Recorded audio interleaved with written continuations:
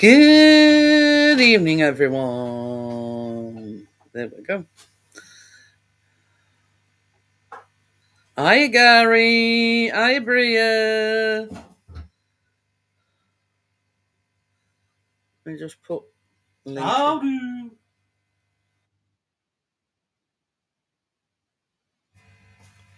Oops.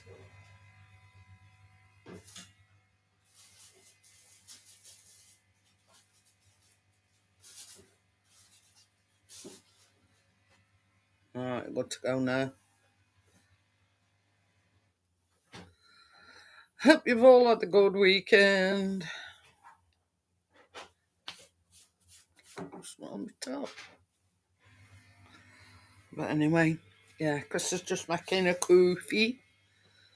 Hope you've all had a good weekend. Yeah, the weather's starting to get a little bit better, so we're all on track. 4 week on Monday. So, but yeah, that's about it really. Not really been going off. Nothing spectacular to report back.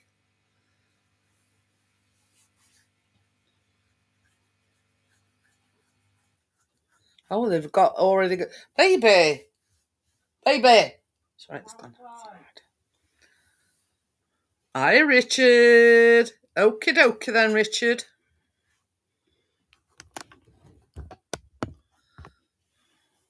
Hi, SG. Hi, Sanger.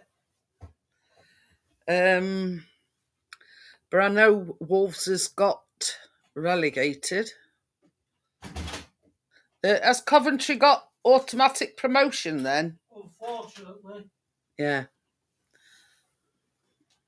Hi, Steve. How are you?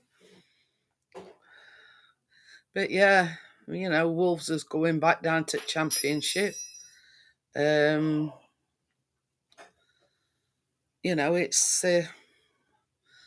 because I did ask Chris today how many games is left, and he says about 4, I think. I don't know. So, and then they've got like a break, obviously for summer, so they can all go on the summer holidays. But yeah, and Chris was able to watch it in peace and quiet today on the television because Callum was watching this, I don't know, YouTube charity match or something. I don't know. What a brilliant, peaceful, quiet, nobody yakking in the air every 2 minutes. Yeah, they had a nice, peaceful match. Hopefully he's watching EastEnders upstairs on Wednesday night. And yeah, Mia's is as the lucky charm because yet again they've won. Oh, we played Blackburn on Wednesday. Oh yeah. The week. Yeah. So there you go. Desperately need my hair cutting. I want to get it done before I go away. But okay.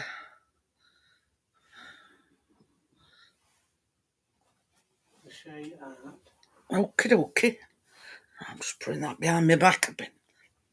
I'm having a problem with my back aching. That.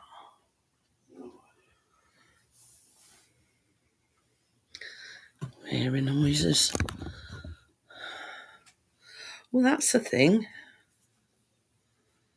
What? Ooh. You keep thinking that, Richard. He says they're going to get a licking on Wednesday. Well, Blackburn, yeah, probably.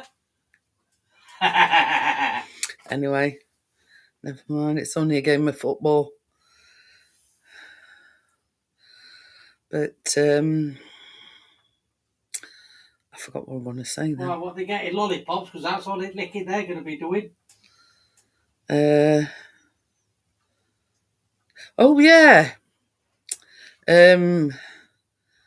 Because I was searching for haunted railway stations and everything last night, something come up in my feed about our big hospital is called Northern General, and apparently, Where?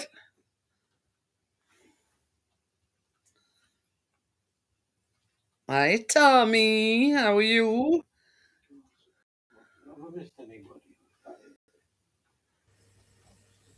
Hi Stuart. Hey, Gillette, how are you doing? You all right? Oh, there's only come on because the board. No, I don't think so. Hey up, Stuart. Yeah. He likes to. Oh, you stay on the pot, yeah.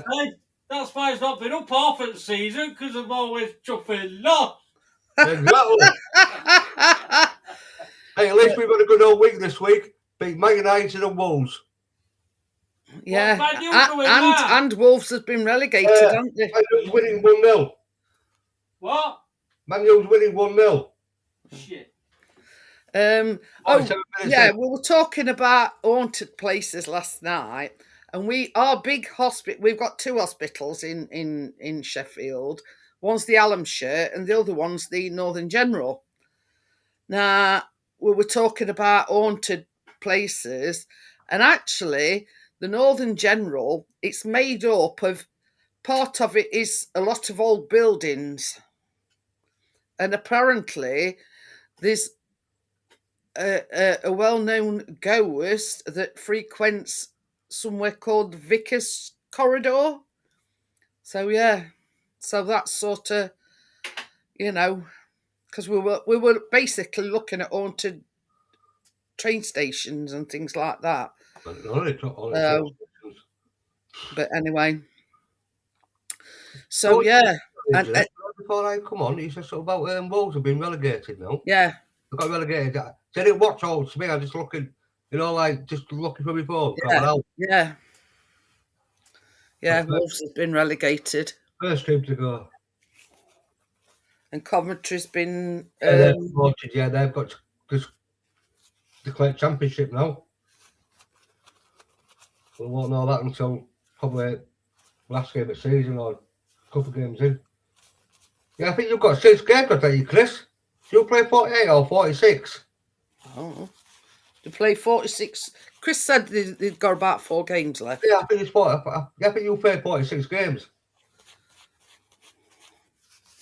We've got 6. We've got 5 games left.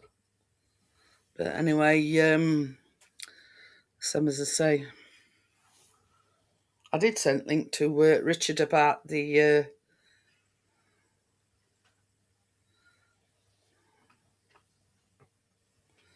It's called The Ghost of Vickers Corridor. Not a vicar, it's Vickers. There, look. The Ghost of Vickers Corridor. I'll have to look at some of them. It says the Vickers Corridor is in a Victorian part of the Northern General Hospital in Sheffield. It's named after Edward Vickers, a successful miller who invested his money in the railway industry. So there you go. Sort of all connects, doesn't it? Oh, yeah.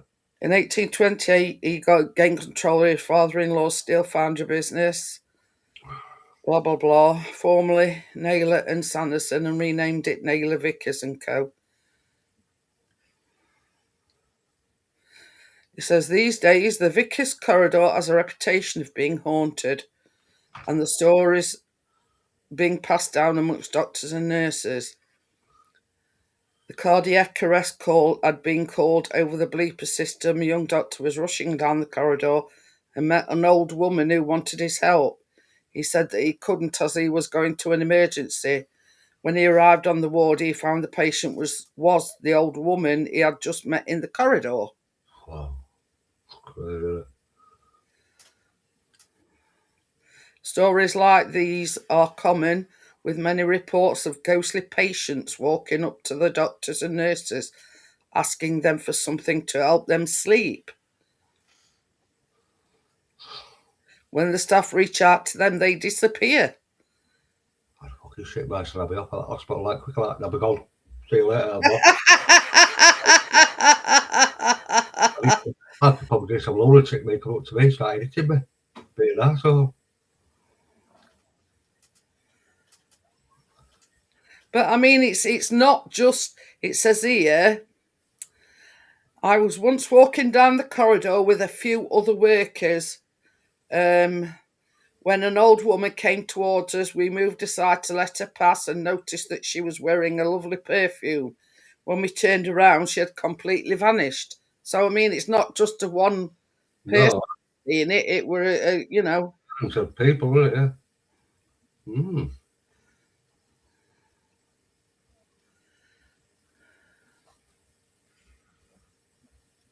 But Wow, there's a tell you what. Real glasses, Jeanette. Real glasses, look. I thought they were. Yeah, I thought you looked different. yeah. But getting used to, right? This can see what I'm doing when I go outside to shops. I'm not like that. Yeah, they're all right. It's like here at the top here. Like it's, Yeah. what are you having about? He said, take it used to. He said, but for Christ's sake, do us a favour. He said, no, we can down the stairs. He said, why? I said, well, to me, honestly, you've got to start waiting last all time now. We're watching telly or you do a lot of computer. And he said, why? Because go downstairs. I will like that, Stuart. I didn't used to have to wear mine all the time, but as I got older, me eyes deteriorated, and I got so I'd got to wear them all the time. Do us a favour. When you come down the stairs, even though I've got a light on, he says, just knock your head down like that so you can see like that. I said, why? Because I get some people that come in here, they've got glasses, they've looked up like that to see what's out there, and they're coming down the pissing stairs. Because they're not looking where they're going. Yeah. Yeah, I tell you what though, honest to God, Jeanette, I could not see Hi, Manolo. could not see that telly when I stuck my normal glass on what normally I had to watch telly, I could not see that. It was like an old blurred. Now it's like, wow. Like 58 Well, minutes. it just goes to show that you must have needed your eyes testing. Then, Oh, yeah, definitely. It turned around and said, back at eyelid and all these, like, it's going like a, no, it's like a little bronze. I went, what do you mean by that? Like, I'm going blind. But no, you're not going blind. He said, but you just need stronger glasses now because of your age. I went, I'm only young. He went, 57. He said, it's young, but it's not that bleeding young, mate. You know. Well, the thing is, as well, Stuart, I went to last time I went to opticians, not the time before that. Told me I got cataract in my left eye, and I went last time, and they're saying that I've got one coming in my right eye now. Well, they're saying Catherine's had cataracts in her eyes for the last 4 or 5 years. And it's like, whoa. But they're not do them unless it's absolutely necessary. Yeah. But you see, Chris has already had one of his done. Yeah. He went to opticians, and they says, and at the same time they told me I'd got one in my left eye. His were in his left eye. Yeah. And we went back, and they turned around and said, "You're going to have surgery on it." Yeah. So is deteriorated fast. Yeah. Well, so he's already had one of his done. Well, funny enough, you know, right? I mean, I always like to believe, because the old man told me. His mother had cataracts in her eyes, yeah? I was about, what, 17, 18 years old. And he turned around and went, I was grandma after the cataracts. He went, oh, Stuart, he never believe it. Let's take an eye out. And I said, what do you mean take your eye out? Just take your eye out, mate. Get up a second and stick an eye back to him. Yeah. And I believed it, me. I actually believed it till about 20 years old. And someone was there said, so I'm going to take the eye. And he went, Stuart. He said, for fuck's sake. He said, fucking have a brain. I told you that was. But you believe me? I fucking did it, you idiot. You don't take your eye out. Well, you see, for a lot of years, my mum had cataracts, and she, just before she got ill, she was going to have them done. Yeah. And I go, how are you? And she come to me one day, and she was saying, oh, they reckon they inject your eye, come inject it. I says, I don't want to know. I says, just let me know when you've had it done. I says, I don't want to know how they do it or whatever. You know what I mean? I don't know what they're doing. I ain't got a fucking clue. All they do is, and this is first-hand, account, they just put you some drops in, and it's supposed to numb the eye. On the eye, and then obviously Yeah. they And all they do is sort of take the top lens off your eye and put it's like how can I put it? Like one of them, like a contact lens, but it's like permanent. If you know Oh what I mean. yeah. That's all it is. Chris were in and out it same day, but they sent him to. Well, he got choice of certain places he could go, and this private clinic were closer, so we went there. But I got cataracts on all that. Oh dear. Hi Eddie, how are you? But yeah. You don't want the same palaver as what Richard had. So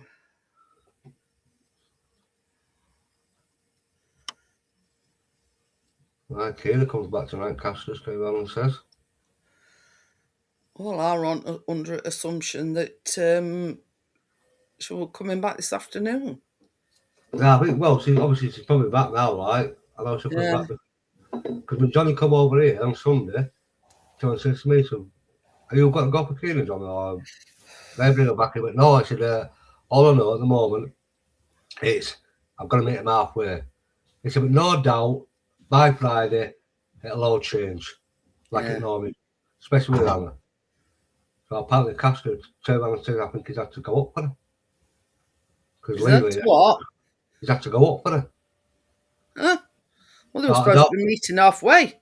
Oh, yeah, that's what I thought. That's what he says to me, but that's the Castor and says, I don't know. Yeah, I only bake on a Tuesday, Eddie.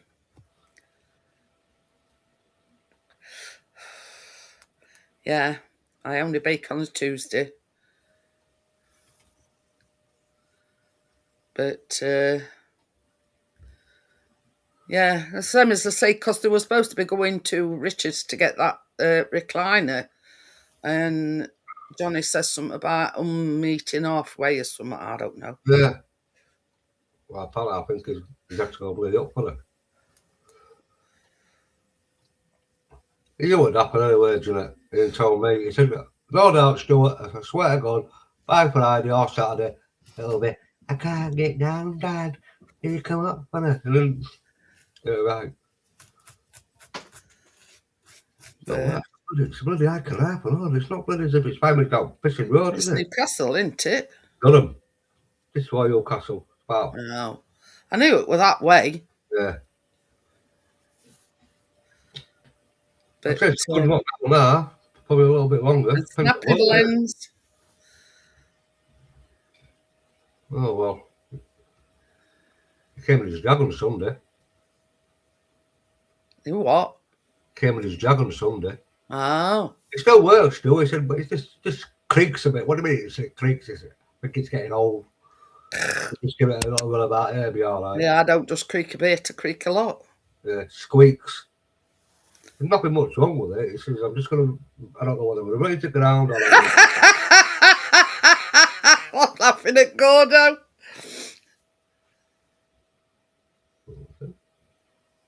Hi, Ivan. Ivan's brother.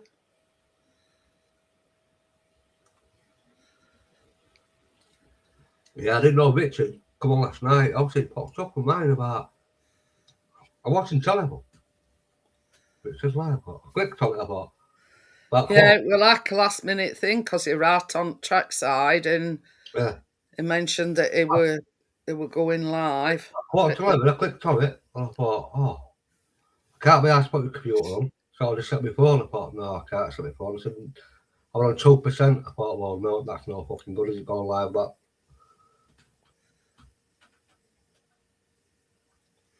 Yeah. She told me. I went, well, I'm too bloody late now. It's bloody half up, 11 o'clock.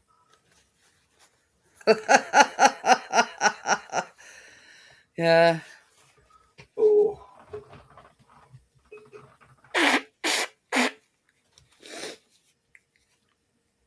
Oh dear. what's your bacon sausages in it? I don't think I come on sausages. No, I don't think you did. I made moist lemon brownies and fudgy lemon brownies and honeycomb flapjacks. I'll have to go back and have a look. But yeah,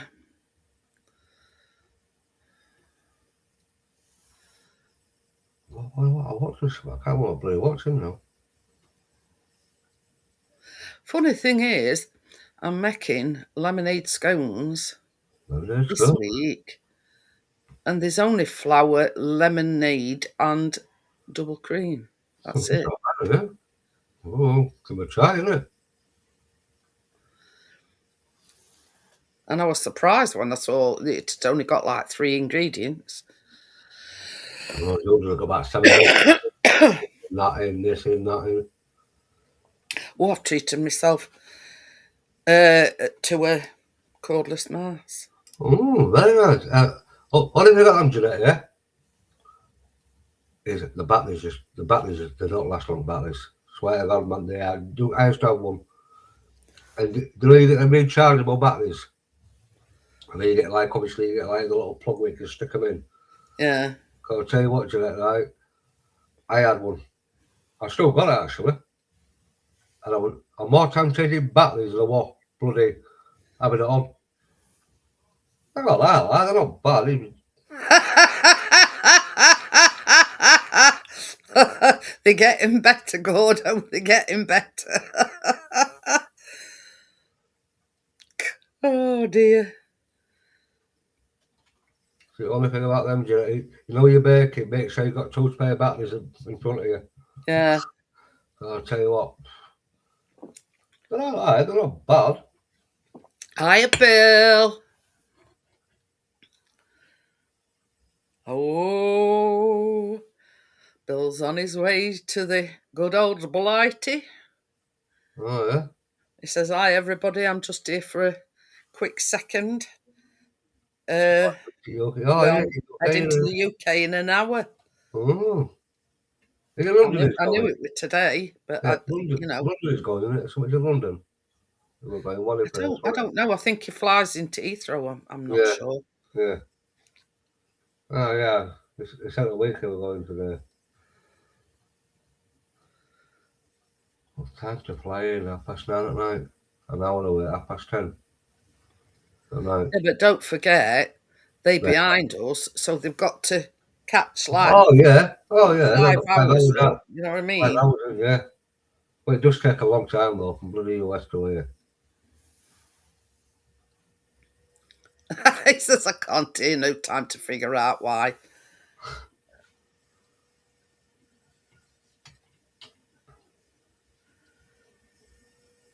Did you know Darth Vader had a brother in a federal prison?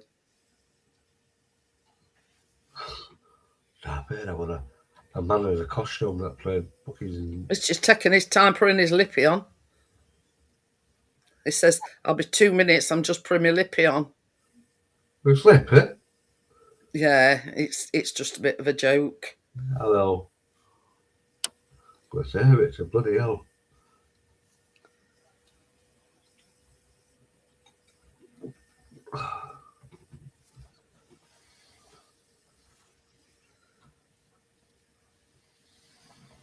So, yeah, I just want to ask you, Eddie, where you see me from, where you know, because I did check your channel out, and there's nothing on it, so I just wondered where you'd seen me, or you know, sort of just to get to know you a little bit better, if you know what I mean. Because most of people in here I know anyway. So when somebody different comes in or somebody new, I just like to get to know them a little bit. Excuse me. But yeah, Guys Playing with Tools is Bill. and he's in America. He's coming to the UK. And I'm just me. And Stuart's just Stuart. Yeah. Why else come on you, didn't it? I don't know if I've missed something there. Tax evader.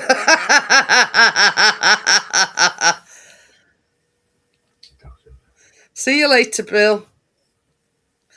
Oh, you just stumbled on the baking. There you go, isn't it? Subscribed. Hey? You don't get shared out because Catherine does it all the time. Every time she's baking. I know, and Chris shares it. Yeah, Kath shares it. But yeah, the baking is only once a week.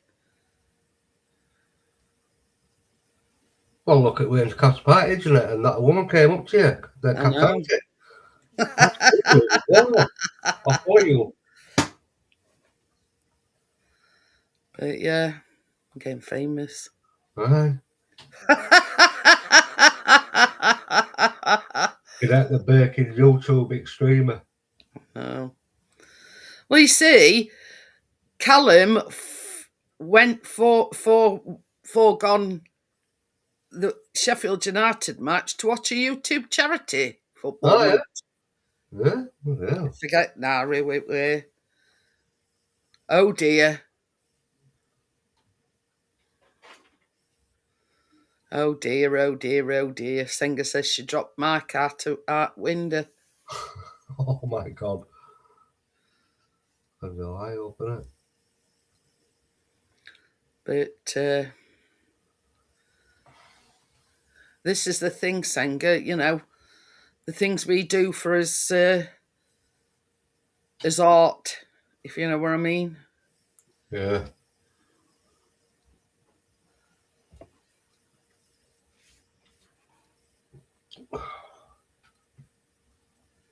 I hope you retrieved it all right and it weren't broken, Sanger. Oh, I was talking to Ryan's granddad's missus. She's a nurse in trauma ward. Oh, yeah. I said, oh, Glenn, it's Glenn. I said, what? I said, they put me pop. Oh, have they? She said, oh, that's nice. Still, when's that? I said, 15. I said, oh, you seen it? I said, well, it said something about a surgery. Yeah, for your legs or whatever it is. That's what they said. Well, I don't know. They said, but, so do you know what they might do? They might line it. They said, if they line it, they went, you'll never work again out there because you've got to repeat constant all the time. They said, well, I thought it was, no, they won't run it. They said, looks like what they'll do, because I've told her what they've done, what the x-rays. And she went, looks like that's going to be line, Stuart. She goes, what's that mean? She goes, well, you'll able to walk on it, but like far distances, you'll have to stop, or like you're working, like you're working a warehouse. Yeah. He said, you won't aim it because you can't concentrate on your feet all the time. You've got to, well, she's a trauma nurse, you know, bloody thingy. Oh, yeah. I went, and these hands, I said, these hands, they said, what? I said, these are like fucking ruthless things. This hand's ruthless. It works when it wants. This is going to save. It's going basically, so you're screwed out. I went, yeah. So I went, oh, you'll be all right. You'll be fine. Sanger says she had to hang out at window with a brush to knock it off at bay window roof.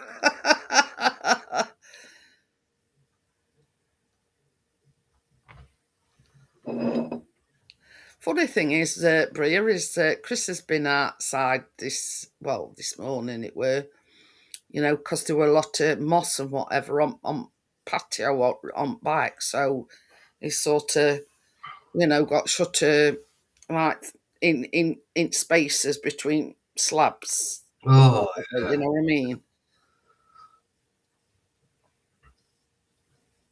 yeah, it's not been a bad day today over here. No, it's been a bit windy here.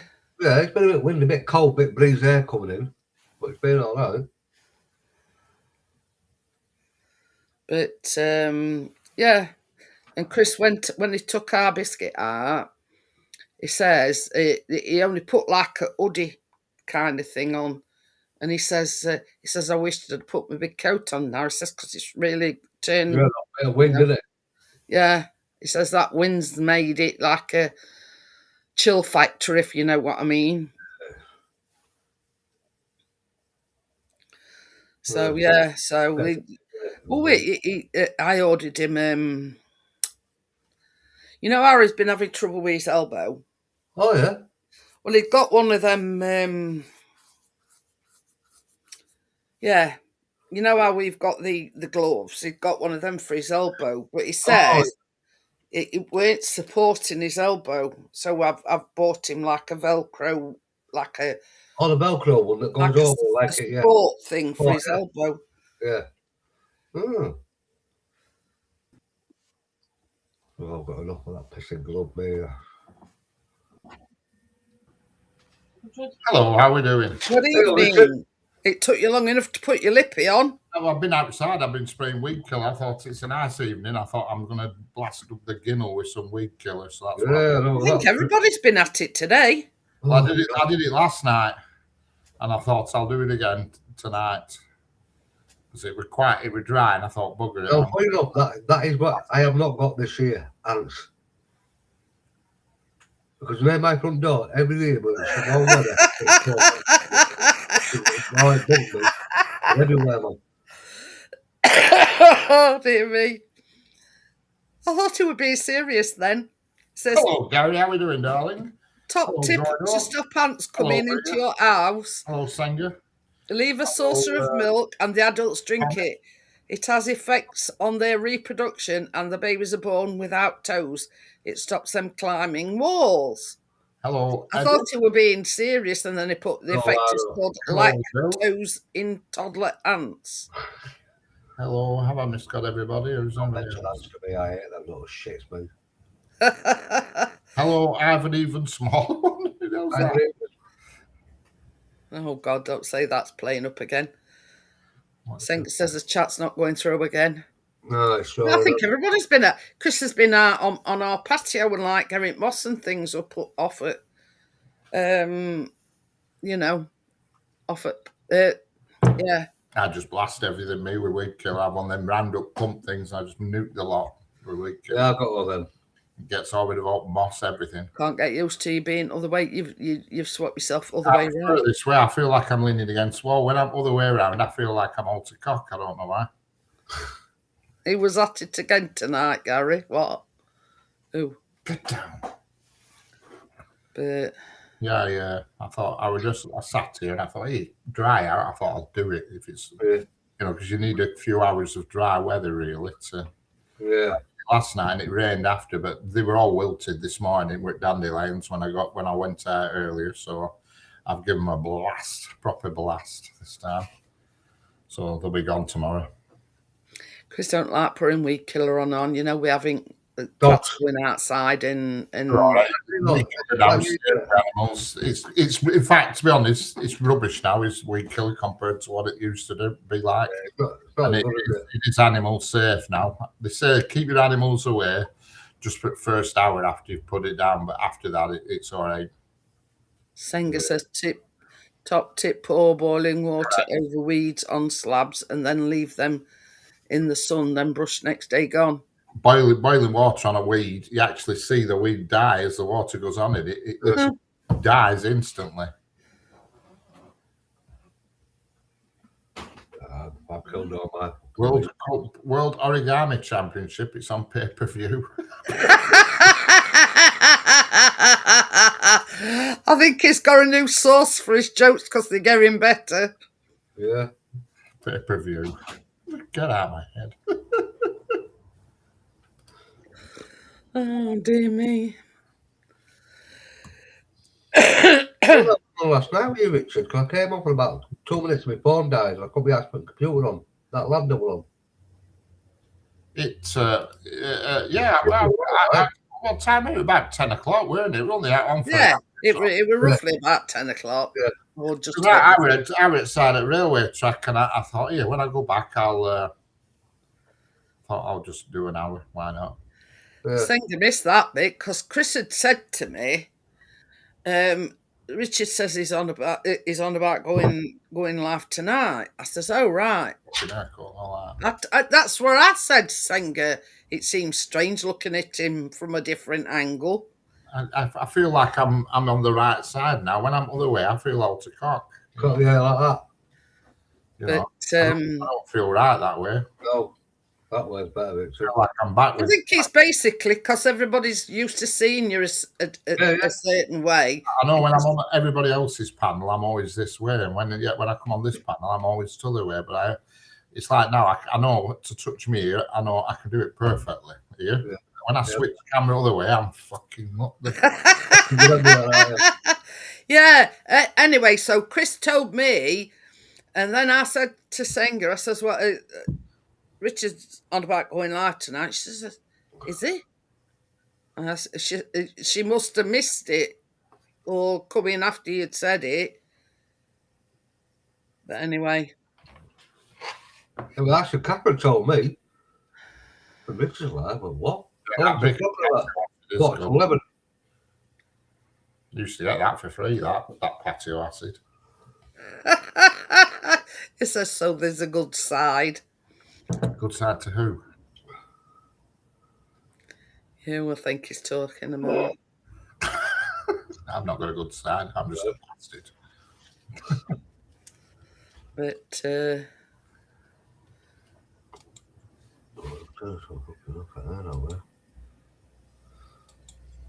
I need to get my hair cut on all that. Fucking hell. I know. I said exactly the same. Mine's That shower this morning, I felt like fucking George Michael. I did. Yes, I did. I did send you a message. Yeah, I was there 6 till 7. About, and then it cut me off again. I don't know what the hell it was playing at. It started cutting him off again because he did first one with our chat on. Correct. So that cut me off. And then he went live and he got the chat on. And it still cut off. I think it's because I didn't have my power cable plugged in. I don't know, but it just YouTube with her on screen, it just went off.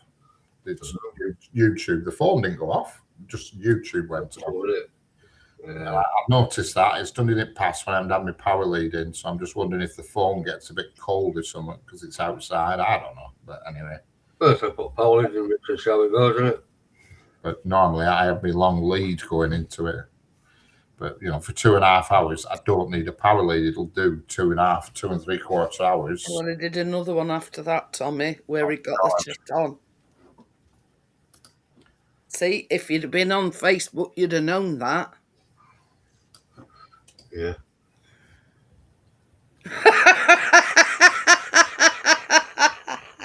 He said to me, "Have you seen the dog ball?"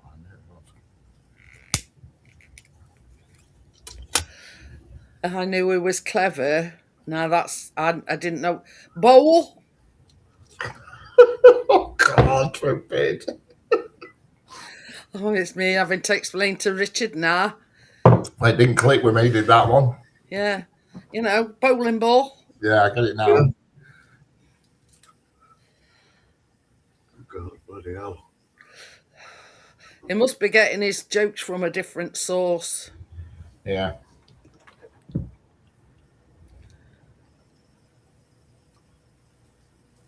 But, yeah. I think we're both in need of a good haircut. Yeah, I'm trying to get it done tomorrow. How about that? I got my. I've washed mine today, and it's like. Yeah, you need a trim, Stuart. It's cooking up. I don't need a trim or a polish. Probably both. Bit of Mr. Sheen. Sometimes I feel like shaving all mine off, but I promise I look like a football hooligan when I do it. No, honestly, I think I might shave all mine off and all. Oh, God. I thought I've got to shave my hair. I said, why? I'm going down all now again. I used to shave it all the time. Yeah. I used to shave it all the time.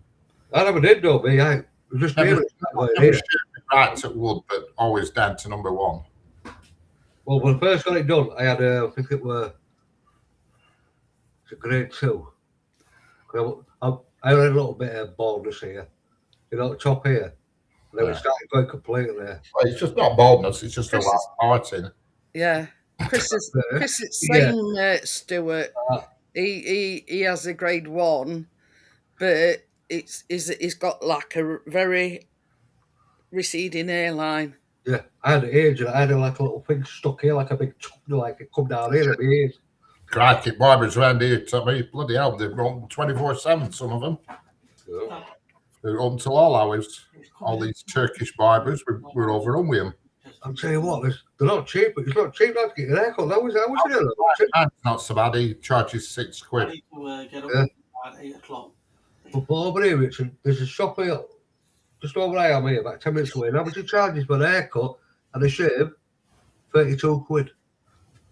Yeah. Hell, I've got clippers, and Callum and Chris has never had to pay. 32 quid for a bloke. That's ridiculous, is that? Especially for you, Stuart. No disrespect, but it's hardly booking a fucking grass cutter to fucking drive. You know what I mean? It's out there. You're like, how can he charge you 32 quid? 32 quid. Not me, like, obviously my mate. He goes, do you want it throwing over? There's one down bottom. Like Bobby Charlton. No, it's called a comb over. Yeah. Go out looking like Bobby Charlton and Donald Trump. And then you go down bottom, there's one down I've seen a funny thing on Facebook today. There's one down bottom, and little Terry goes there a lot of times. And how much charge him? 8 quid. He went, yo, Terry, good lad. Maybe 12 quid, but I'll charge you £8. You got a good bag. Good lad. 8 quid, there you go. Hey, I've had no end of clippers, and I always find that it's cheaper to buy clippers because when you're cutting two of them, yeah, you know what I mean. You'll think at money that I've saved over years cutting their hair for them. Oh yeah, because our Callum says, I don't know why you don't cut your own hair. I says, when you get older. You tend to prefer to have hair because it makes you look a bit younger when you're older. You know what I mean? But that woman that come last time, I'm not having her again. She was faffing and fanning about. We're on Facebook, that one. Or is it with that? No, I've messaged her no end of times, and she's she's not read them. You mean that Louise?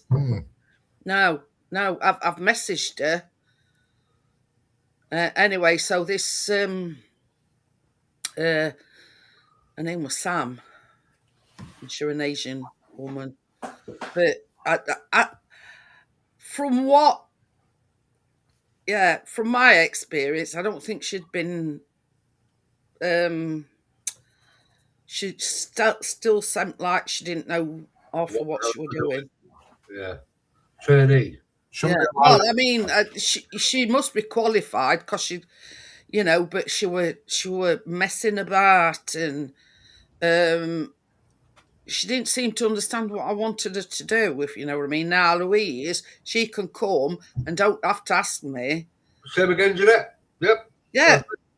You know what I mean. And I weren't pleased at all. Yeah. I mean, she got this offer on, and it was just like a trim, and she only charged me a tenner, which I can't grumble at. No. But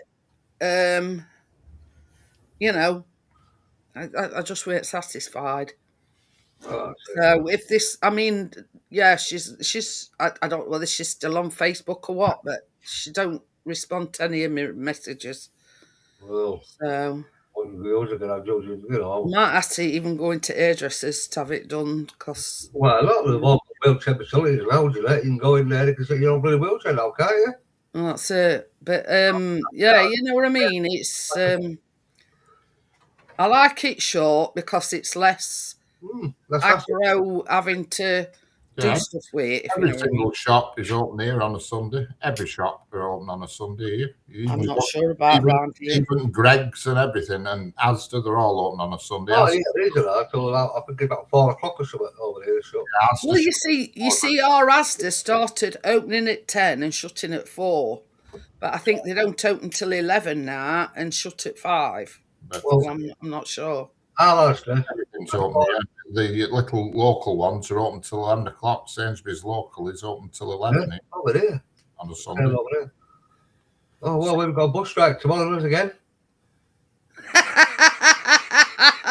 I don't want because I always he charges £6, but I always give him a tenner. I don't stand there waiting for £4 back. That's it, isn't it? And it's all right. That annoys me about him. He's permanently FaceTiming his wife on phone while he's doing her hair. You know what I mean? She puts her on side, so I am as well. Cut a bit of hair.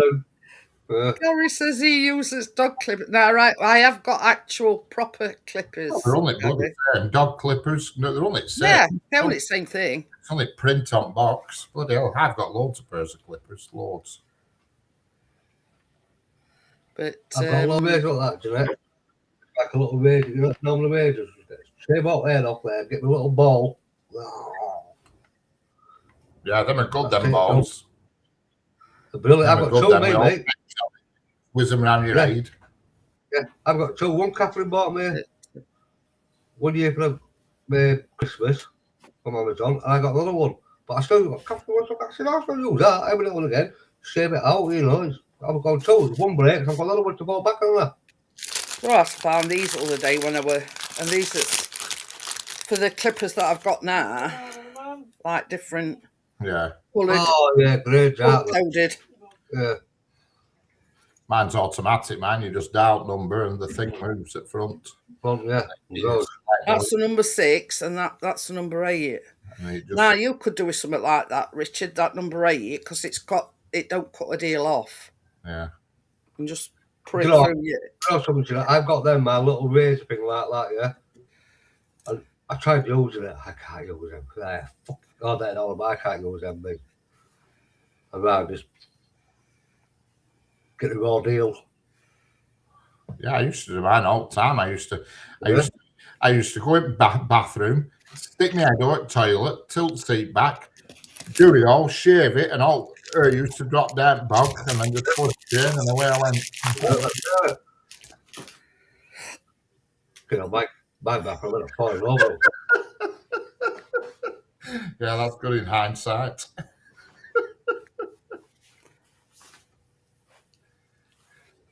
Oh yeah. But yeah, I mean, with me having to cut 2 of the rays, you can imagine how much I've saved over years. Yeah.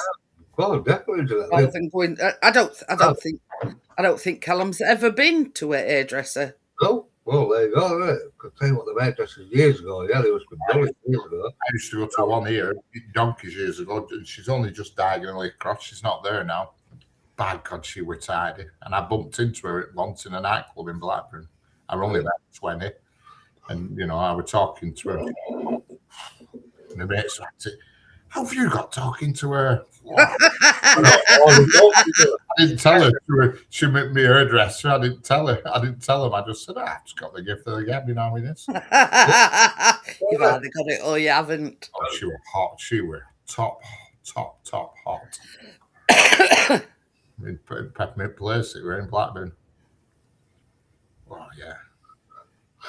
Turned out to be a right wrong and in a long run, but anyway, that's another story. Yeah. I bet Ryan superstar really young, got him. What are you, Richard? Not really, no. I just had a bit of a spell when I lived on my own from about the age of 20 to 22. I had a bit of a spell, yeah. A bit of a spell, a bit of a hussying spell. Can't go with that. Gordo says he got waterproof ones, cuts it in shower and straight down plug hole. Yeah. That's the way. I've got my shaver's waterproof and everything, but when I do it in shower, I don't feel like I'm getting there with it. You know what I mean? Because I was going to do the old BSC with it, but I thought, forget it. Stuff that because you can't sit proper. And I thought, I'm not walking around with tufts on my ass. Forget it.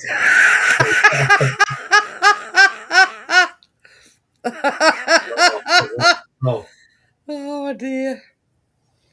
Oh yeah. And with the days, my God, with the even next door neighbours used to say to me, they used to say, "We'll be watching for Taxi at 9 o'clock when they don't walk of shame." Next morning.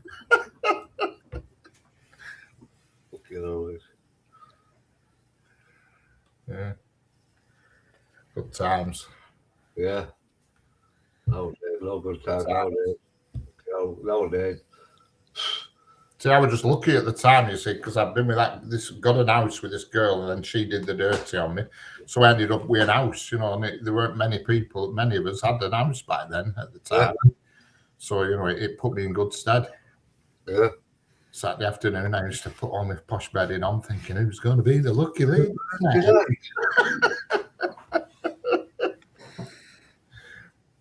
I've had to put some Lipsil on, Richard, because I've got sore lips. Oh, hellfire. Yeah, I've had cracked lips. That's gonna be with wind, is that? Yeah. Better offer a bit of Sudocrem. But yeah. I mean, this is good stuff. Yeah. No. Sudocrem. It's probably expensive as Sudocrem. I bought a 175 gram, and it's massive. Yeah. Yeah, the bigger. I think it was only about $5.99. Well, no. I Caramac mousse, so I love Caramac. Waterproof sheets, yeah, bloody hell. I remember one night I had this girl round and I had a sheepdog. And in the morning she's hunting around looking for her knickers and what have you. and I'm thinking in my head, I know where these fucking knickers are, because dog had a thing. If it saw a pair of knickers, it fucking chewed them. And I thought, I know where these bloody knickers will be. And sure enough, I walked from bog across land into the bog, and there it were, a pair of knickers with no gusset in half.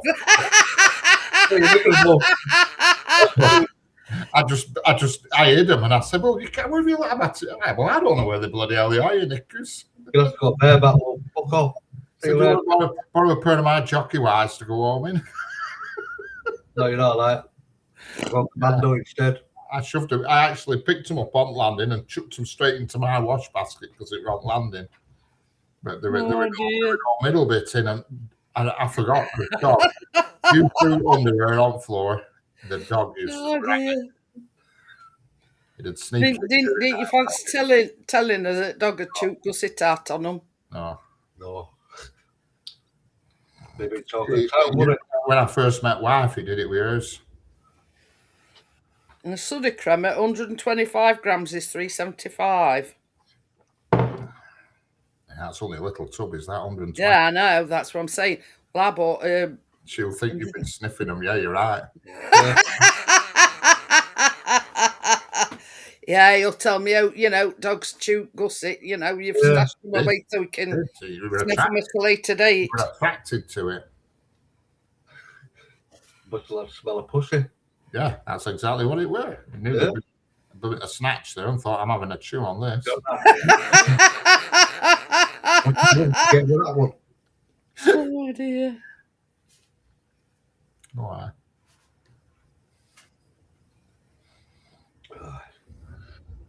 Dogs are weird. I mean, bloody hell, my house was right. You couldn't even have a sock on everything on the floor. You fucking went off. Where's that go? You've got one sock under the bloody bed. Oh, look, where the fuck has he gone in the kitchen? Swear to God, mate, yeah. Put my sock on the floor like you normally do. And wake up this morning, find my sock. Where the fuck has my sock gone? You're not on your own, Richard, because Senga says her dog had got a thing. But the problem is, the problem is, the dog was a victim of bad circumstances. See, I got the dog because of somebody I lived with at the time, and then she did dirty, so I booted her out. So I ended up working 3 shifts and had this sheepdog, and sheepdogs take a lot of looking after. Oh, yeah. Need entertaining. They're not like a greyhound that just wants to lie on settee all day. They want to be out, don't they? And honestly, every day when I come home, I used to dread it because I thought, oh my God, what's it happened today? And it even pulled phone line out. It had no bloody phone line. It actually ragged the phone line out and sockets off wall and everything. It chewed skirting boards, corners at walls, corners at doors, and everything. And then one day I come home and it had chewed an hole through the base at bed and out the other side. Gone right through the base at bed. Sheepdog, isn't it? Bloody hell.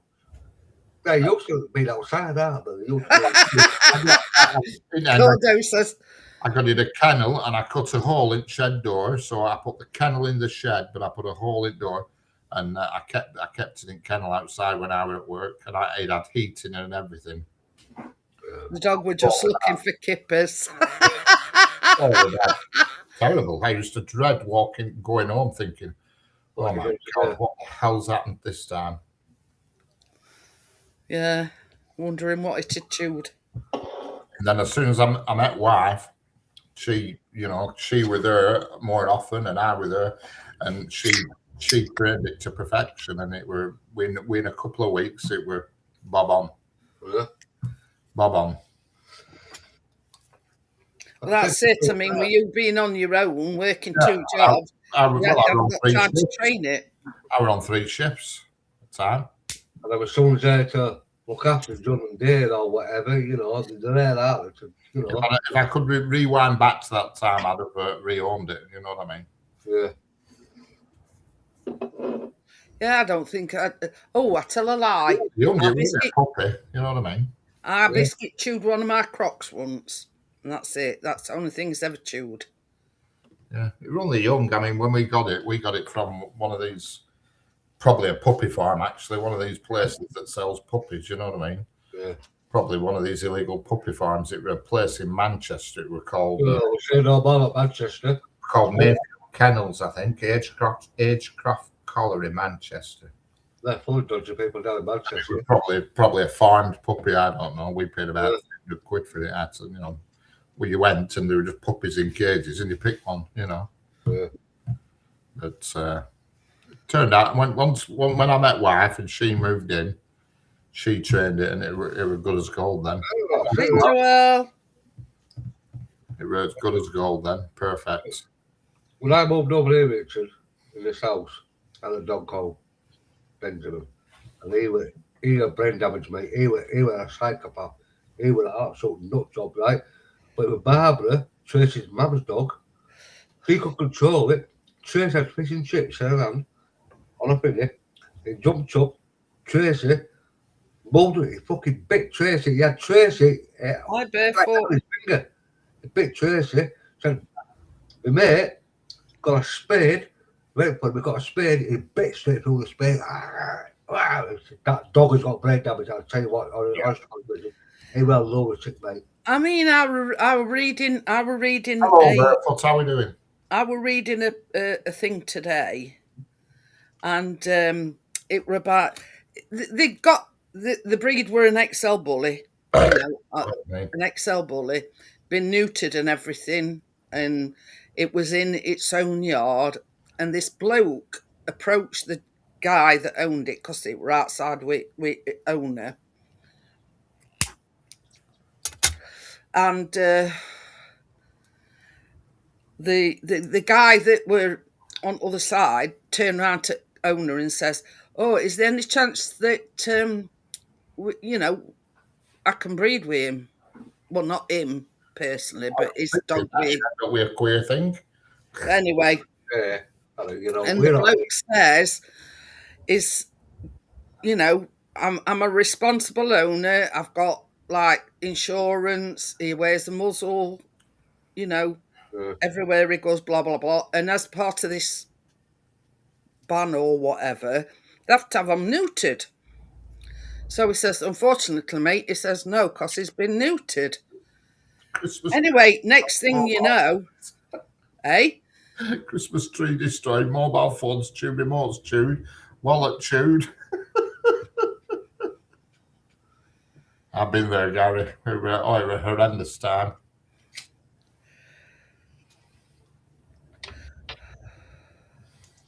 What are you doing? But anyway, so once this guy had said, "Look now, he's been neutered," this guy were getting a bit, you know. Yeah. And he leaned over the fence to try and grab this dog, and it bit his face. Now, this is the thing. They give that breed a bad rep, but the guy was intimidating that dog. His owner, yeah, exactly. Plus, the dog was in his own yard. But There is some breeds though that are inherently naughty. There is, you know what I mean? Like Benjamin's in it. Like Benjamin, you're like, it took me about 5 years to have him down. But I'll tell you what, right? He was to go upstairs, he'd jump on my side of bed, on top of the quilt, Catherine would be there, and I got out of bed, he got that. I'm going downstairs, mate. I'm off. I'll tell you what, his eyes used to turn. And with Kathleen, he couldn't anything on the fucking floor because he'd look at it. He was trying to move me, he'd hand on, like stalking him. Stop stalking him. Well, don't stalk him then. The thing is, in the right hands, any dog is not dangerous. Oh, I don't know. You know what I mean? It's not the dogs I blame, it's the owners. Generally, it is, but there is some dogs that are inherently. Now, No. I read something else and all other day, and this bloke come home and his daughter had, I don't know whether she would lay on bed anyway, and she complained about having an headache, so she'd gone to lie down. Now, Dad came back, goes upstairs, and this were a lurcher, and it had bit all her throat, and she died. Oh yeah, it can happen with any dog. Mate of You know mine, what I mean? And that were a lurcher. a mate of mine had one of them white pit bulls, and he had an industrial unit, and he used to have it as a guard dog. He used to repair cars, and it was called Bully. That's the right original name, and it were a white pit, ugly pig dog. It were a bloody awful looking dog. No, in my opinion, it were. Yeah. And I went into his unit, and it chained it, and it was chained to a car engine, and he said, "It's all right, it's chained to engine." And it flipping round, bloody engine's bouncing behind it. You've never seen me get out as fast as around. An engine out of a Sierra Cosworth bouncing across concrete. Wow. See you later. Gordo says Ronnie will attack on command. Yeah, our biscuit does.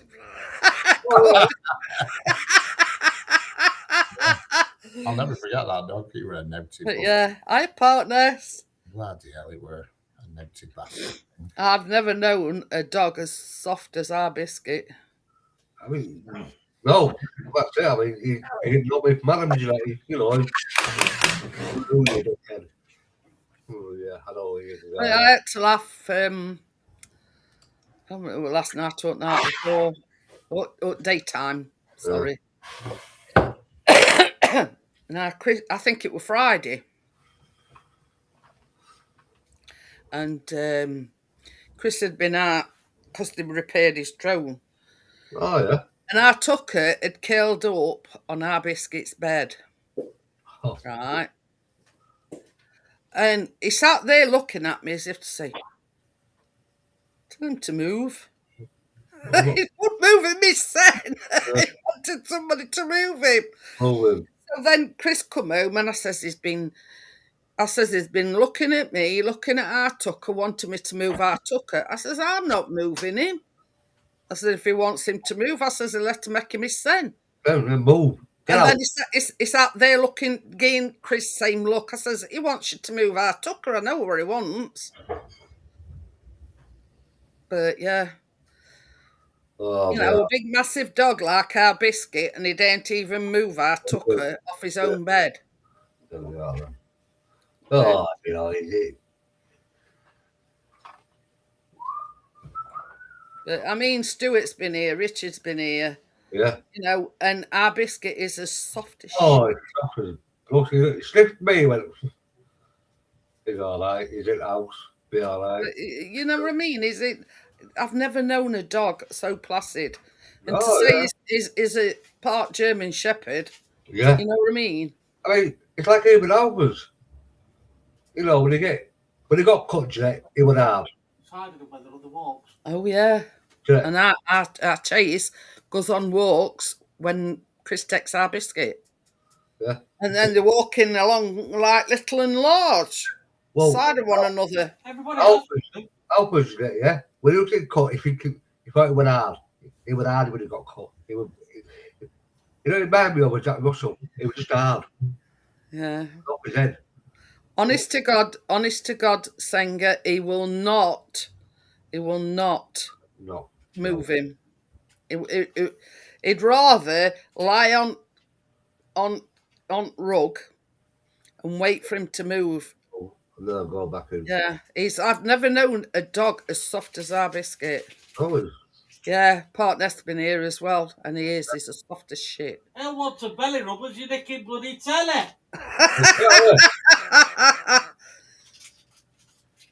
Oh, wasn't it? Soft as shit, aye, boy. Oh God! But that, I mean, we've always said that if push come to shove and anybody were doing any harm to either me, Chris, or Callum, yeah, I think he'd step up to Mark then. Oh yeah, of course it would. Yeah, definitely. If they were doing any harm to me or Chris or Callum, he'd be there like a shot. Yeah. Guaranteed. Well, definitely. We'll have a go if you think hard enough. But yeah, But yeah, I don't think, I don't think he'd go for anybody. I mean, folks that's been here knows that he's a soft. Oh, it's an empty bugger, is that Biscuit? Fucking hell. But yeah, I mean, I think if push ever come to shove and, let's say Chris were out and somebody jumped him, I think he'd have him like a shot. Oh, definitely. Yeah, bloody hell, of course it would. After him, though.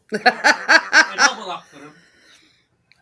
But I give you secrets to that. You see them around here with dogs, and these lads walking around with these dogs, these pit bulls and stuff, and they got all this leather. And honestly, I just feel like they should be. They're do me head in. They do, don't they? Yeah, I'd destroy the owner and the dog, and just a drain on society. Yeah. Really, that's it. I mean, you see a lot of these, either staffies or whatever, where they put chains round their necks. Oh, yeah. That's what I mean. Just no time at all for them. They'd be gone. If I were in charge, gone. A dog's a dog. Yeah. It's a cat, dog, whatever. No, I mean, we've never had call to, to put it to the test, but we always say, he is soft. But if push come to shove and anybody tried attacking either three, Three, yeah. Oh, yeah, of course you would. Oh, I read about that. And all partners for I saw that yesterday, yeah. Radio DJ. Yeah, and it's a lot of time. The people see these dogs as how can I put it? A symbol of, the macho-ness, if you know what I mean. It's called small cock syndrome. But anyway, you know what I mean? It's this is a status symbol. You know what I mean? I can't stand it. They just do me head in. Destroy the pair of them if that's what they want to do. But and that's what I mean by it. It's not the dog's fault. A lot of time, it's owners. It's them that's making them how they are. Yeah. Well, I'll tell you what, Ryan's sister called me. She had a little staff pit bull from a young age. She got a son, and I'll tell you what, and the only way she's got rid of it, not because it was violent, she got rid of it because she couldn't cope with them all. It were getting too big. And like with Tommy about, son and that, she thought, well, I'm not going to risk it. And it was soft in the brush. I'll tell you what, even downstairs, she knows who she can give it to. And it's round, kids are 4 or 5 years old, and it's absolutely brilliant. It rolls over, it lays in the belly, you know what I mean? There's not a bite in it. She's had 2.5 years now, 3 years. But Eden, with a beautiful voice, passed away. I've never heard of that. Nobody. But yeah, a lot of time it's either been brought up, isn't it? Yeah. To be honest, I mean, it's like your kids, isn't it? Really? Yeah. Well, you know what I mean?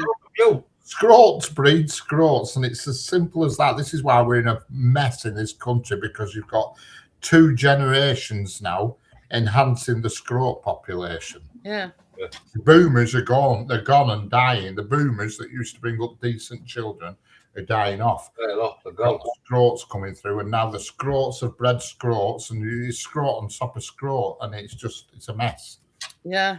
It's a fact. I don't give a shit what anybody says. That is a fact. Oh, yeah. You know, you saw a kid in town centre doing something bad and said something, they'd tell you where to go. When I was a kid, you wouldn't dare do anything like that. You know, we get a clip round here all.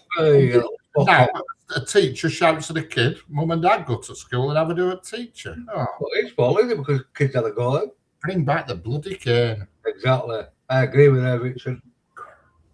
It does. But, yeah, you know what I mean? You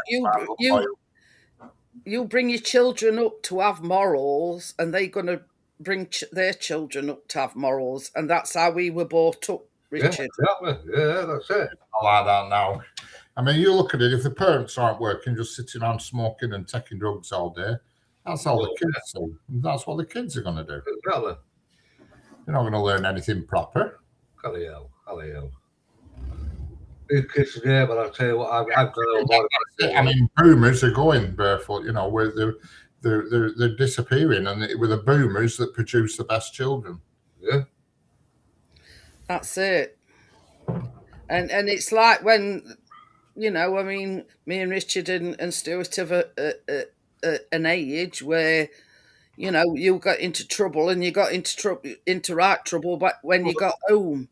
Oh, yeah. So you didn't get into trouble because you knew what were waiting for you at home when you got home. Yeah, exactly.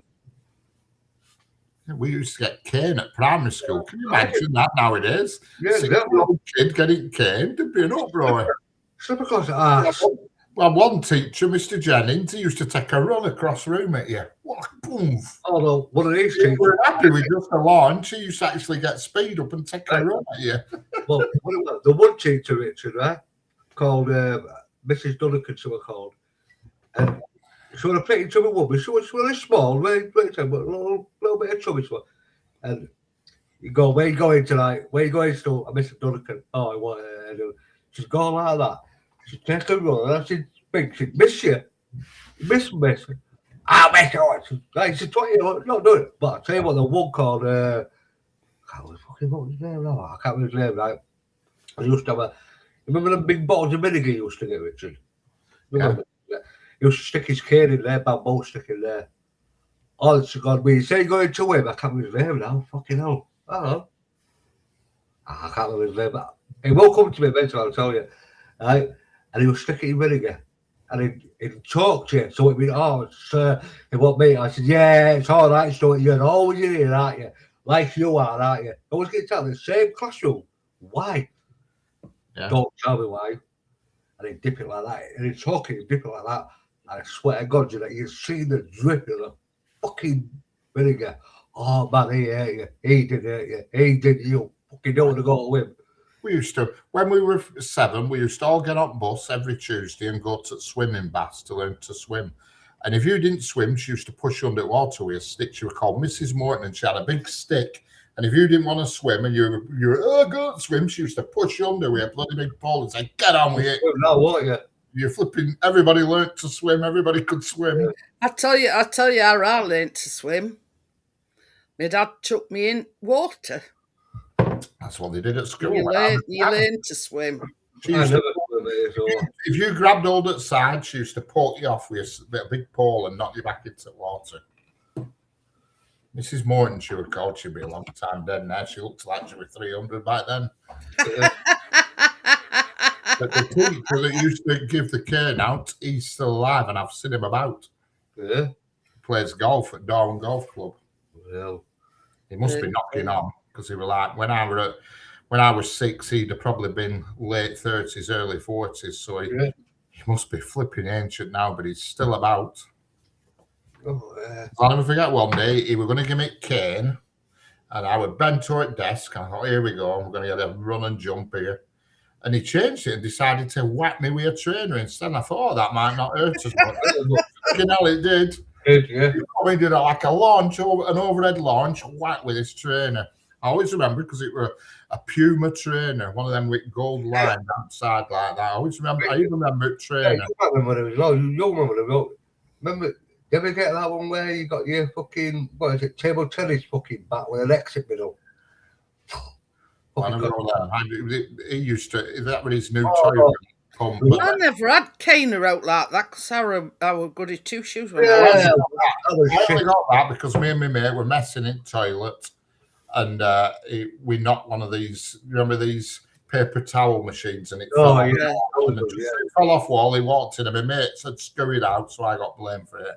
And I was only about 5 or 6. It just says, "Go to my office now," and that was it. Wallop. Wallop. Go and tell your parents because we don't give a fuck. Well, I wouldn't have told my mum and dad. Bloody hell.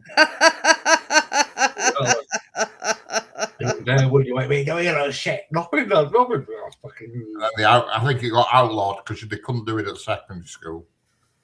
I think while I was at primary school, it got outlawed in Cairn and everything because there were none of it at secondary school. We used to get a few teachers. Well, you see, China. our headmaster's office were right at far end at school. So if you and it went right near cloakroom. So as you were going into cloakroom and you went to get your coat or something, you knew if there was somebody outside headmaster's office that they'd been up to no good. Yeah. Correct. That's what they used to do with us at secondary school. If you did out bad, you upset them, you got plonked on a little desk outside headmaster's office. Yeah. This were like they used to use them in when we used to have PE, and it were like a long wooden bench. Yeah. And that were placed outside there. And you knew if you were sat, if somebody was sat on there, they'd been up to no good. And you were there for everybody to see because it were right outside cloakroom. Yeah. Well, I used to get into all sorts of secondary school, but not on the levels they do now. I've never told a teacher where to go or done it. No. I used to play the game, and most of the teachers I got on well with because they actually thought it were amusing. Yeah. Had battles with him and stuff, but I always kept it just this side of normal. You know what I mean? I never pushed it too far. Yeah. Oh, well, look at half and a quarter what they get away with now. I remember when it was exam time and we're all there in this hall, all there with us tables. We had them tables with lift up thing. And I was sat there this day, and for some reason, my table had a mega squeak when you lifted the lid. I thought, and all the teachers used to stand around looking for cheats. They'd stand around room, and I'd be like that, just go. And they'd be like, I did this for a day or two. I kept making sure I got that same bench. Yeah. And then one day I did it. But this Mr. what we call maths teacher, big guy he were, and he just flipping whacked me up back at head. He did. I'm not like that. It's down on my desk. Get away a whack. Oh, it really cracked me when he did. Placed down on the desk, and I've done it for days and drove them bonkers with it. This squeak, it was brilliant. Yeah, I remember the old desk, mate. It's a toy go on that thing. I tell you something. When I went to like secondary school, the teachers at that secondary school allowed you to call them by the first name. No. And my mum and dad says to me, I don't care what they say, you always call them either Mr. or Mrs. You do not call the teachers by the first names. Yeah, there were none of that when I was at school. Yeah, and my mum and dad were really, really strict. And they says, you are not to call the teachers by this, the first names. We had one teacher who had a weird first name, and he started reading something out at front of class, and he'd had his full name written on it. And we were rolling. I can't think what it was called, but it was a right weird name. It were like flipping Godfrey or something like that. It was weird. And we were rolling. Everybody just started laughing, and he said, "What are you all laughing at?" Then he turned his folder around and reading off. He had his full name. But yeah, it were like that bench outside our headmaster's office. Everybody knew you'd been up to something because it were near cloakroom. Corner, isn't it? I was outside, and then bass up over here. I was over here. Our headmaster used to wear black cape. He used to, I don't know what planet he thought he were on, and he used that black cape, like some sort of Harry Potter he were. We used to call him Eddie Cornflake because he had Cornflake. He had like blobs under his eyes. You know, these like, I don't know what they were. There's a newsreader on ITV that's got them now at the moment. Oh yeah, I think Gary got about, yeah. Like blobs. We used to just like cornflakes, and we used to call him Eddie Cornflake. Yeah, I think it's like a calcium build-up. I think that's what it is. Under his eye, under his both eyes. And he always used to remind us that woman off Space 1999 that could change into any animal, that which called Myra. Yeah. These things under her eyes. Well, and we called him Eddie. For some reason, he got the name Eddie Cornflake, he was called. No, I'll tell you what, though, then. Right big tall, and he had nowhere on top, but he had her ramp sides, and he looked like Mick Miller because he had it quite longish. And he always wore a black cape, he did, on top of his suit. But we used to have a teacher, a metalwork teacher called Mr. Spooner, and he was sound as anything. And at break times, he'd come out and wander around at break time, catching people having a fag and stuff. And he'd say, "Don't worry about it, just give me one and we'll call it quits." And you never really bother him. As long as you give him a fag and he'd have a smoke with you, we're right. Yeah. Mr. Spooner, he was called. He was funny. I'll tell you what, though, you can't beat 70s and 80s school life, because I'll tell you what, they come 90s. Yeah, I was left beyond 90s. You know what I mean? They're like, we used to have a Kenyans van. You know, it was a mobile bakery van called a Kenyans, and it used to come on to school every dinner, play music, and you could get a jam donut and 2 fags for 10p. No, like we used to have to go to the 20 packet of fags and sell them individually. Yeah. I know, 10p for a bloody fag, you know. What is it now? £3 for a fag? Mr. Spooner. And he was a really cool teacher, he were, Mr. Spooner. He had a Capri 2-litre S, and he was pretty cool, like, a bit dapper like. And he used to, when he were on every break time and dinner time, they always had a teacher on patrol to make sure people weren't fagging it, because they had these bike sheds, and everybody went for smoking bike sheds. And when you saw Spooner come out, it's only Spooner, we're 8. It'll cost us a fag, like, but we're 8. Yeah, right. He'd come and sit and have a fag with you, but whereas the rest of them, you'd have to put your fag out. Yeah, one teacher, what he'd do, you know, with a bloody, I fucking think we roped up on one teacher, everybody else ignored us. I go, oh, fucking hell, his haircut was corner. I was there. He'd look at you on the side of the bloody shed. And he'd wait to smoke your fag. I got you, and I was walking, I just cocked you now, move it. I don't know if it's boom, get her, fucking off it now. Idiot. Oh, they didn't get a shit, did they? I got kicked out. I was just reading what Gordon said about pottery teacher. I got kicked out at pottery. I weren't allowed to do it because, not because I did anything wrong at lesson. They were me and my mate, and they built a brand new block. It was called the art block, and it was brand new, all to do with art and music. And there were my mate, who was called Sean, who is dead now, actually committed suicide. And I were on the other side of this fire door, and we both had a fire extinguisher. And I was waiting for Sean to come through, and he was waiting for me. And Sean, on his side, this pottery teacher walked up. Sean had put fire extinguisher, so I'm stood there, door come up, and I went, bang, it thing, absolutely degged him with water, and it was a teacher. And I weren't allowed in pottery after that. He said, I don't want you in my lesson, you'll have to just sit outside. I'll sit outside then. Yeah. Because I blasted him with a fire extinguisher. They were good old days, Richard. We're funny. No. Oh, yeah. Nowadays, what is it now? You can tell teachers fuck off, get suspended. But that's it.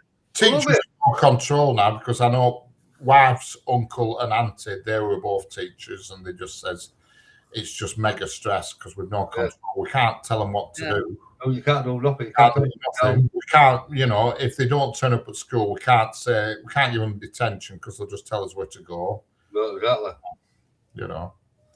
It's We had a music teacher called Mr. Royal, and for some reason he asked me to hand out these books, and there were them books with like hymns in it. We called the book was called Morning Has Broken, and it had a picture. Yeah, that's the one. Yeah. On it. So I had this big pile of books, and I just went like that, like all over class, and everybody caught them. And he went, "You don't do that. You hand them out properly to people," and he really flipped. Oh, yeah. And I said, "What's the matter with you getting the bloody book, can't they?" And he picked them up and he launched them across the room. At window were open. It was sunny day, so they all flew out window. These books. The teacher that threw them out, not me. Yeah, they don't give a shit nowadays, Richard. No, he's flipped his camera over. Well, it were funny. Mr. Riley were called. But yeah, I mean, there's no wonder that teacher numbers are dwindling because you know, no control. They're just you know, getting stabbed and being assaulted and all sorts nowadays. Yeah, the dolphins. You know what I mean? You know, some Lord, you know, I am glad I got brought in my generation. I know, I couldn't bring it. I could not have been doctor in this generation now. This is the way my room where I normally am. That's what I'm not. It's only on Jeanette's that I'm in a different direction. There you go. Yeah. It's back to the correct way now. But on every other stream, I'm the other way around. It's only Restream that puts me this way. Yeah. When I'm on StreamYards, I'm not this way. But yeah, there's no incentive. I mean, it's like doctors and nurses. There's no wonder a lot of the doctors and nurses are going abroad because there's just not the incentive nowadays. You know what I mean? It all gets me though about doctors today, yeah. Don't look at our house. Look at these idiots out there. I've got mental health. You don't know. You can't spell mental fucking health. Problem is, mental health is the new bad back, unfortunately. Exactly. I mean, so why do you got mental health? I said, why don't want to go mental health for?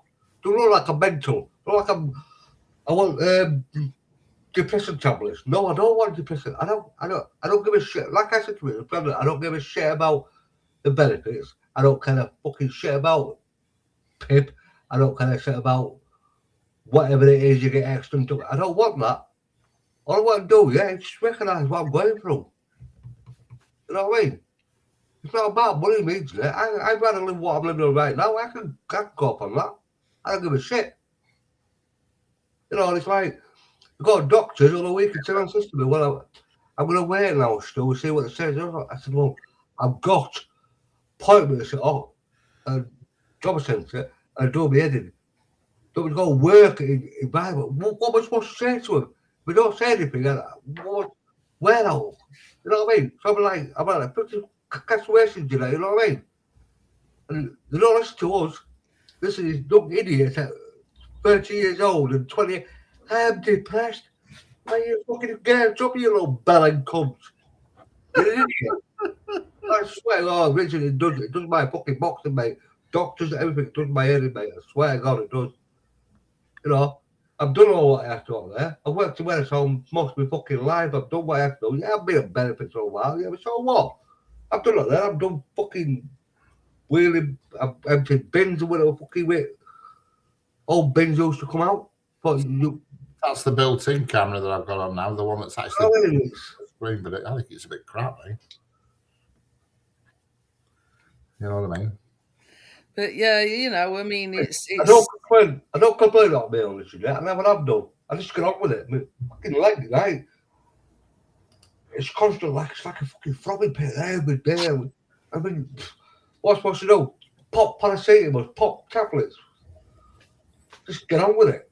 That's the problem with GPs is they just whatever you go to them with, they look it up. You know what I mean? They look it up on a book, Google and everything, because there's clues in the title. They are general practitioners, and they know a little bit about everything. You know what I mean? Daughter, she did it for 2 months in Cheshire last year, GPing, but she says she's never going to go down that route.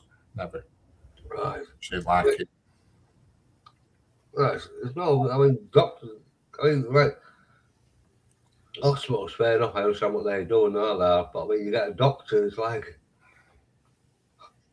you go in there, flip his table up, and Minister, I said, well, Uncle Son, where are you going there? And start about this table. I said, fucking hell, Chantal, I'm going there, about the tables, and I'll have a white coats with pick wheels and a fucking chugging out the road, take me to fucking loading farm. You know, and a lot of people say this is mental health, right? But I'm just going to Richard, I don't want to go down that road, mate. And then my brain's not function right. He don't work like a normal, like it used to, right? But I don't want to go down a road where no, the mental thing, you see, it's problem is it's an easy label to distribute now, you see, and yeah. The doctor can't quite understand what's going on. They'll say you're stressed or you're depressed or you've got a mental. They can easily put that label to it and administer various drugs and God knows what. Yeah, exactly. It's a bit of a cop out, really. But yeah. The problem is there's too many people now using the mental card as just a way of getting benefits for now. Exactly. And it annoys me when I've seen it loads of times on cars. Not all disabilities are visible. Yes, I get that. Yeah. But the whole idea with a blue badge is because you physically can't maneuver yourself correctly. The way you know anyway. If you're upstairs, that has no effect on your ability to walk. No. That's what annoys me. There's people, you know, they hop and skip and jump out of the car and scurry off down the street, blue badge in window, and they come out with this crap. All disabilities aren't visible. Yes, I understand that, but the whole idea of a blue badge is for physical disabilities. Well, you got a stick or you haven't got a stick, you're stuck in a car or whatever, isn't it? You know, you've got to motivate yourself. You hobble. That's what it's for. It's not for if you might have. I don't even know what mental illnesses there is, but you know, if you've got something mental going on, that's not a physical thing. No, but this is. I mean, when I did this assessment, you know, like for I can't remember what it is. I think it's an extra £200 a month on whatever benefits I got for. And the guy turned around and said, so I phoned him. I said, why have I been declined? I've appealed. I put it in. They declined me. I put an appeal in. They declined me. I said, why? He went, don't I tell you what it is, sir? I said, well, I'd love to tell me. He went, you can walk. I went, yeah, I can walk, but I'm in pain. He went, they don't class that as benefit. Mental, so really, I'm going to go a bit screw in the head to get a bit more benefits top of it. He said, yeah. He went, and this is off the record now, I've switched my monitoring off, so I can't record you. So yeah, that's I knew somebody that had the leg off, the leg amputated below the knee. And they couldn't get disability benefits because some of the time they used a prosthetic leg. Yeah. You know, and to me, if you've got a limb missing, you're classed as disabled, whether you use a prosthetic leg or not. You pick up now. There's a guy that lives about 5 minutes away from me. He was a postman when I first moved 20 years ago, yeah. And he's got a prosthetic leg. And he's got money because obviously his mum had, you know, plenty of money, like, so he's bought his own. And he goes, you know, so much to it. I said, what? I went on benefits for a little while, see what it says. Because I got this leg on, I've had it 4 years, I can walk, physical health. Yeah. Mate of mine has one, Stumpy, and he has a full-time job. Yeah, you know, how can you have a limb missing and not be classed as disabled? That's what whether you've got a prosthetic leg or not. And he uses a wheelchair. He can walk with his clip on, but he prefers to use a wheelchair. Especially, he says if he's going pub out, he says it's bloody grand just wheeling myself home rather than trying to hobble home with one plastic leg. Well, that's he works full time, and he don't get no benefits no nothing. He works full time. Oh, there's some guys out there, but it's the world gone mad again. Same other night, weren't we? Yeah. He said, I get an itchy leg, and he says, the only problem is I need to ring hospital up and scratch it. It's in a skip at back at hospital somewhere. Oh, we had me in stitches, Stuart. He says I have to ring hospital up, he says, and tell somebody to go out to skip and scratch my foot. It's like, sometimes you get a phantom itch on the limb that's missing. I've heard it a lot of times about, yeah. Okay, oh. You know, but he just has a normal life. Well, that's it, innit?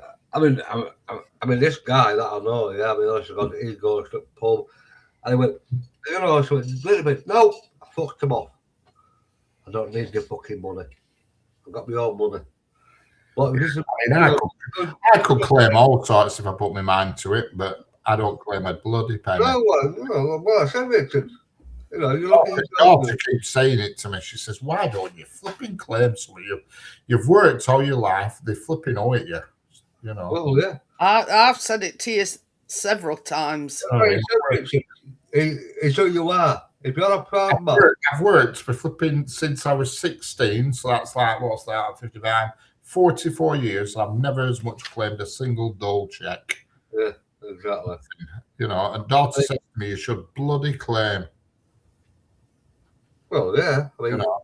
Yeah, but how long does it take, though, if you claim it? How long would it take for you to, I mean, would you get your hip done? And well, this is it. The problem is, well, you know, you can't. There's some things you can't claim. You can claim PIP. Yeah. You can't claim that, whatever it's called, that support thing. Oh yeah. Employment support allowance. Because it's based on how, if they base it on how much you've got in bank, you see. Yeah. And if you've got money in bank, you can't have that. I told you it's called phantom something. It's called phantom limb sensation. I mean, depends what you do.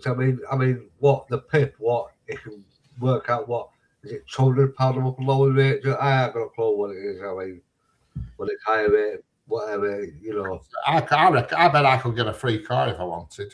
Yeah, you probably would, because you know your disability, you know, like. But obviously, is that through carers or that? Do you know that?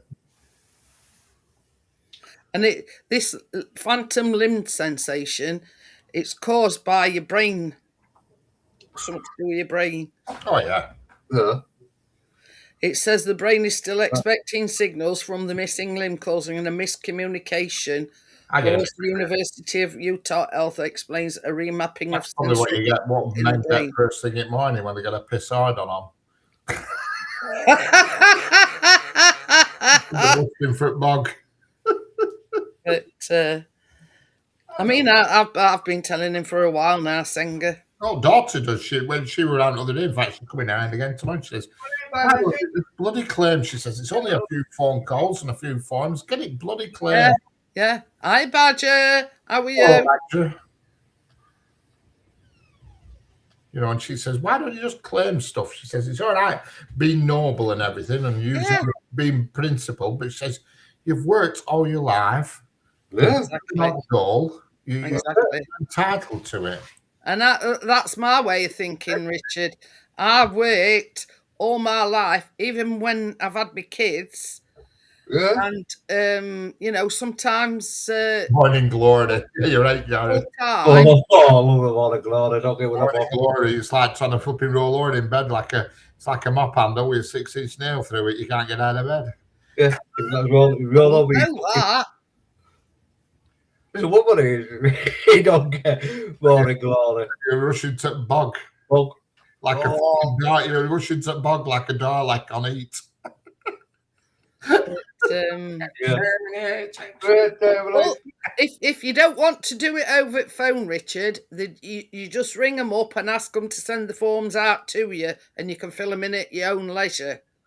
Yeah. Well, she says you should do it. She says you've been stupid not doing it. You know, it's a bit of extra money. In other words, you're being a martyr to yourself. She says, we're bloody qualified. She says, if it were next month, she says, I'll give you a bloody sick note and all the documents you need. So it's not next month. That's it. I mean, it's not as if they haven't got the evidence because you're waiting for a hip replacement. Yeah. Exactly. I mean, they've only got to contact. You know, you have to give them their authority to contact specialist and your GP and whatever. I mean, names on more computers than a flipping don't know what for a hip job. But that's the thing. You just name they ask you for a list of medications that you take, painkillers, etc. I agree wholeheartedly with Senga. I don't actually take many painkillers, to be honest with you. I do take a couple each day, but I do try to keep it low key. You know what I mean? Yeah. You've paid into the system. It's about time you got something back out of it. Oh, yeah. And that's the way I looked at it when I claimed it. Oh, yeah, definitely. I have friends that are driving around in new cars and haven't worked in 20 odd years and everything for bloody now. That's it. Same as I say, you can either fill it. I think you can either fill it in online. You just need to ring them up, say you want to make a claim, and Richard. Yeah, I need one, a badger. Well, have you got some kicking about? We'll have a drink. I'll come over to Badgers. You got one that he can buy second hand? Well, come over to Badgers. That'll make a live stream, wouldn't it? They're expecting you to cook something. You're doing a hip replacement instead. Live 4 in the afternoon Eastern time. Live hip replacements on Badgers channel. I mean, this is no word of a lie. When we're at Cass' party, Richard says, the only other person I know with worse pain than what I have, and that is Jeanette. Yeah.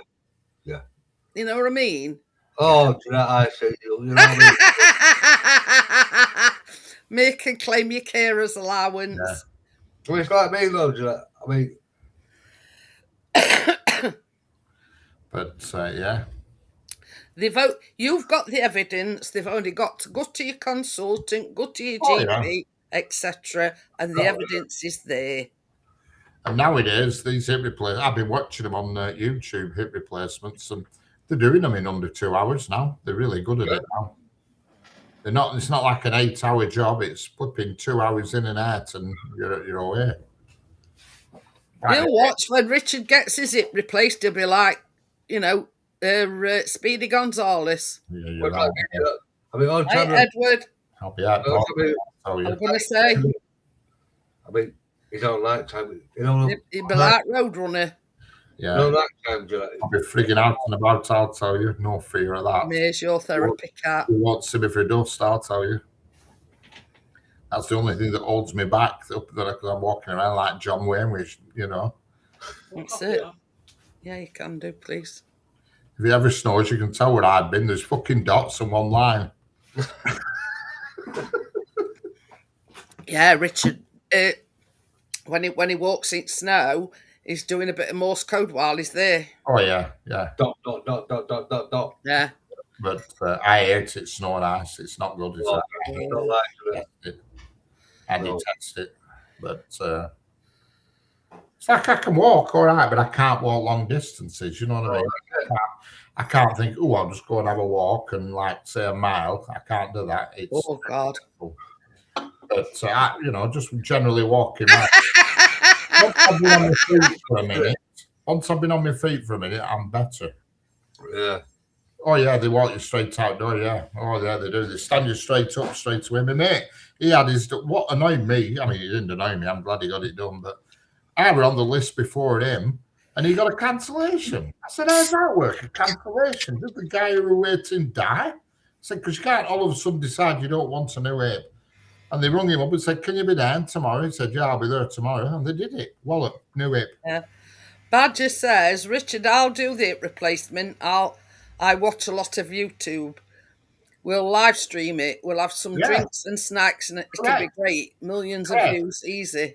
Because if you give me a local anaesthetic, I can hold a few tools, Badger. Yeah, that's an idea. As Badger's doing hip replacement, you can pass it tools. Can you imagine how many views you get? No expert hip replacement live tonight. Jesus Christ, world tuning in. I've seen a lot of YouTube videos, so I'm going to attempt it first. You don't need many tools. I know the tools you need. You need a hacksaw, a cordless grinder, battery grinder, hacksaw, and a cordless drill with a 14 mil drill bit. Because I've watched the things. I've watched and some cement. And then sort of bit of cement, but I'm sure we can nip to B&Q and get a bit of pork.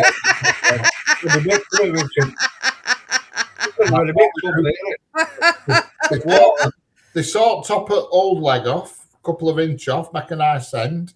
Then they put a 14 mil drill down middle at bone, and then they get this bloody new ball and joint with like a spike on it, and they whack it in. They put some gob in it first to glue it, whack, and they knock shit out of it. And then they grind out the pelvis, which generally doesn't mean much grinding because it's already quite worn away. And if it's really badly worn, they drill it and put wires on it. Do you know what I mean? And then they put the new cup in. The cup is nylon, so it's a stainless steel into a polypropylene cup. And then they just crack them together and they waggle it around, bugger about with it. It takes them longer to close it up than what it does to do the operation because they cut through the muscle and everything so they to close. You'll have to make a to-do list, Richard, and send Badger equipment and stuff that you need. Go to YouTube. If there's no mortuary around there, Badger, we'll have a do on a dead. If there's not a mortuary or anything, we'll have a do on a dead body first before you start. I do. Yeah, have a trial run on a dead body. Steal a relatively fresh dead body and have a crack at it. Relatively fresh body. You know, nick a body out of a freezer in a mortuary or something and then park it up in your kitchen for 24 hours while it thaws, and then we'll have a do, Badger. 15 hours. Oh, what a live stream that'd be. God forbid you get millions of views. We'd be rich. I'd probably be walking around in circles for the rest of my life because no matter we'd put wrong-handed hip on and end up walking in circles. No, I'm gonna put my phone on Crypto charge early. Hello, Crypto. Hello, Tim. How are we doing? Talking about do-it-yourself hip replacement. Do-it-yourself hip replacement. Badger's even on about doing a bit of cooking. He's confident with it, you know what I mean? Yeah, because you're talking about your neck. On your next show overnight. No, it's just My dad was a TV repairman. I have an awesome set of tools. Well, there you go. Yeah, you've got to remember though, it's got to be a stainless steel joint. It can't be cast iron. But because he's not at home, there's nobody what can drive. So there to pick it up. But I've watched loads of operations, and honestly, I think he would 2 hours and they're done. Talking about it properly. So then I got a bit confused. They told us about a funeral. Really is. Then he was telling you about car. Yeah. Got so with me today. My mum's had hers done twice. Twice. Nah, I'm just looking it up, right? So Kira's back to that, isn't she? She's back to there, won't she? And the components that the hip and ball joint and everything is made up of are titanium, cobalt, chromium, or ceramic. Yeah, the actual hip joint is made with the exact same substance what a hydraulic ram is made of. Yeah. You see a hydraulic ram on a vehicle. That's where the chromium bit comes into it, but it's like Tommy says, they do ceramic ones. You know, Yeah. back in a sec. You probably pick them, pick what you want. I think it might give you like a menu before you go in. They might call it tomorrow. It even gives you the company names where you get the hip joints, and it's called Zimmer, Biomet, or Stryker. I think that's in America. I think you just go to the back of a crematorium and nick a second animal. Yeah, but you've got to, you know what I mean? You've got to. Stainless steel, it won't bother a big crematorium. No? This is the thing. I mean, yeah, you Today. don't want a knackered one, Richard, because you're bad brain to scolded there, but you need a good quality one. The stainless one. No, it's happening. Got no. That's clear. Yeah. She's supposed to be in a call, not video calling. Yeah, I know, sure. Oh. Is that our phone now? Working mine, so I'm not he's gone home and gone to bed. Phone. Oh dear. Well, I'm going to put the phone on charge a minute. You know, say what you like. And I'm going to phone him, put the phone on charge. The phone needs charging them. He's always phoned me or texted me when he's home. I have not yet. Nice. Mum. Apparently, Janine had gone to bed for an hour. I don't want to leave. When? Lunch day when he phoned me. So I said, Janine got to bed for an hour because she had I've been telling him for ages, Singer. I've been telling him for ages to get that pip sorted. Richard was on the understanding that it was means tested, and I says, no, anybody can claim pips. If you've got a disability, anybody can claim it. What? I'm going back upstairs, but I'm on upstairs, but it's just that you can't see me, that's all. Okay. Alright. See ya, sunshine. See you in a bit. See you, darling. See you, sweetie. Yeah. I think he's gone to the bar. Oh, yeah. Go to the bar. Bar, Bob. No, I'll do it, bar. Go on. Yeah. Bar. See you later, love. See ya. Bless her. But yeah, you know what I mean. It's You know, she's actually supposed to have a bloody church this weekend, Kathleen. And I'm like, I think on Monday. So I feel shit. I said, you're not going to. I said, I'll be all right. I said, Wednesday. I said, no, you won't, because you're not going. End of. What, you're going to go over there? It's what you do. Go drinking. I said, you're ill. You're full of cold, shit, whatever. yeah. You're not going. It's only going to make it worse. I mean, she's not. Oh, I don't know. Yeah, it's about 18 months since I've been on this. 15, 18 months. Here, Richard. The What? Badger's got a thing for you. Richard, you could tighten up my shoulder prosthetic at the same time. I can't do it. I'm right-handed. Yeah, well, I'll do it out. Yeah. Yeah, you could he'll put your hip replacement in so long as you tighten his shoulder up. It's definitely getting done this year, whether it's on NHS or I have to pay for it. I can't carry on like that. I'm not having another year like this. I don't blame it. I don't Yeah. blame it. I mean, Like the singer says, get in touch with your consultant, Richard, and say, look, I'm prepared. I'm in that much pain that I'm prepared to take a cancellation. well, they already know that. I've told them that already. Since my mate got a cancellation. Huh? And he'd only been on list 3 months. Bloody hell. Jammy gate. No, I'm not a member of Bupa. I don't need to be a member of Bupa. No. I can pay and get it privately done tomorrow, but I'm hanging on as long as I can. Yeah, but I mean, this is the thing. I mean, it's all right. But, You know, right, this is what gets me so angry is the fact that you're waiting all this time on NHS. Now, if you've got money and can pay for it, they'll get you in tomorrow. Correct. It's the same person who does it on NHS. Yeah. The only difference is Hi, if Vanessa. you pay for it, there's a good chance you'll be done on a Saturday or a Sunday because they do it as overtime. Yeah. And you do go to a private hospital, you know, you don't go to the same hospital. But yeah, you know what I mean?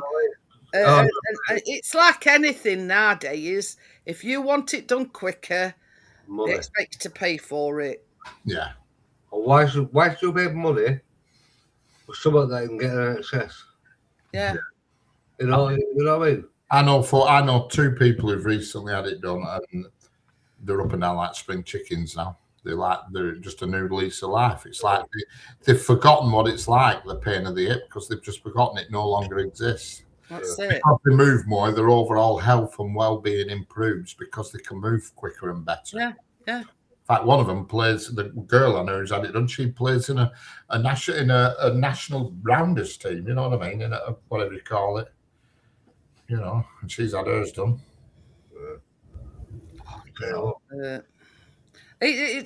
From on my part, it's just the principle of it. You've paid all that money in over the years via your national insurance, and when you want something doing, you can't. Exactly. I mean, it's like when I've gone to doctors and they want you to take this, that, and other tablets. Exactly. You can get them from chemists for about £1. I say, well, look at it from my point of view. I've paid my national insurance. I've worked most of my life, and now because I've got an underactive thyroid, I get my prescriptions for free for life. Yeah, I don't even get that. I don't even get. Why should I pay for something? For mine. Why should I pay for something that I know I can get free on a prescription? I pay that annual certificate, so I get everything, as one, but I still pay that annual certificate, which is about 115 quid. Every year, Oh, yeah, every year. Yeah, because if you get 2 items, say you get 2 items, it's £19 odd per item now if you pay for it. Yeah. But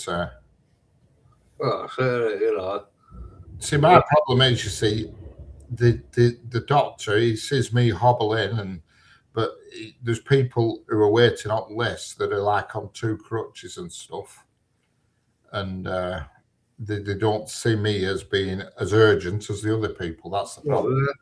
But I refuse to use a crutch, because you start using crutches and walking aids, then you start to need them, and I just will refuse. Because it's use it or lose it. That's the rule. It's like me, though, Richard. It's like me and my uncle, yeah? I mean, I've got that one day, but with a bloody arm, arm for here, and like, you walk like that. Yeah.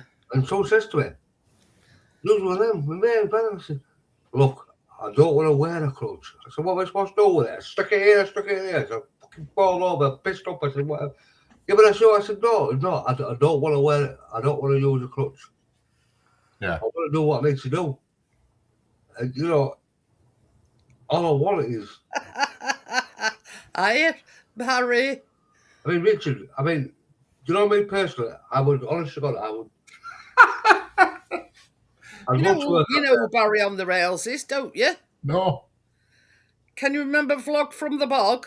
Oh, yeah, I do. That's who it is. Right. Hello, Barry. Yeah. Bloody hell.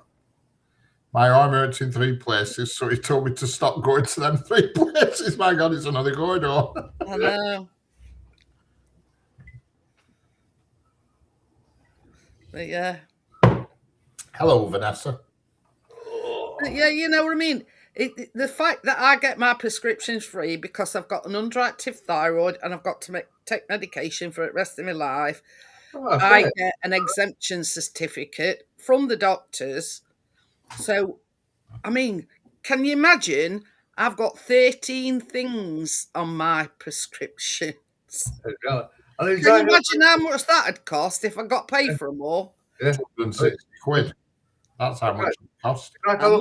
Every item now, it's I think it's 1920. It's either 920 or 1920. Yeah.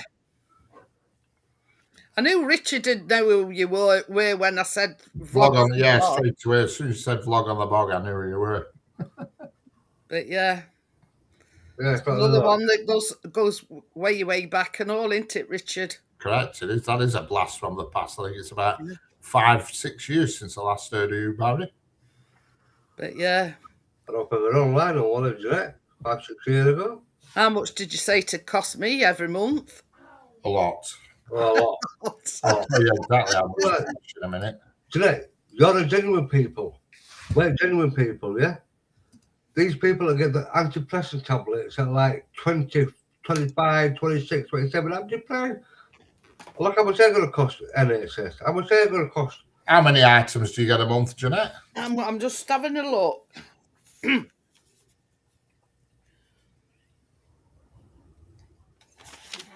Well, it's a tenner anyway. It's a tenner per item. Yeah.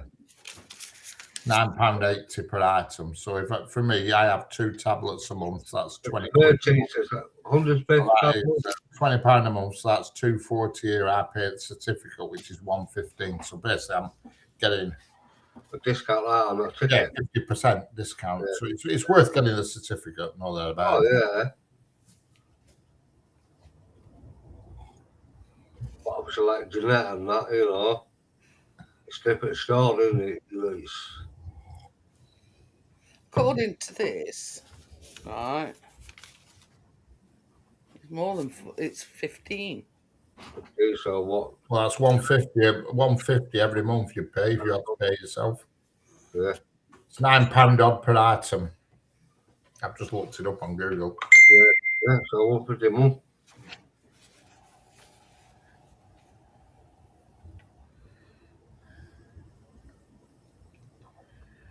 But yeah.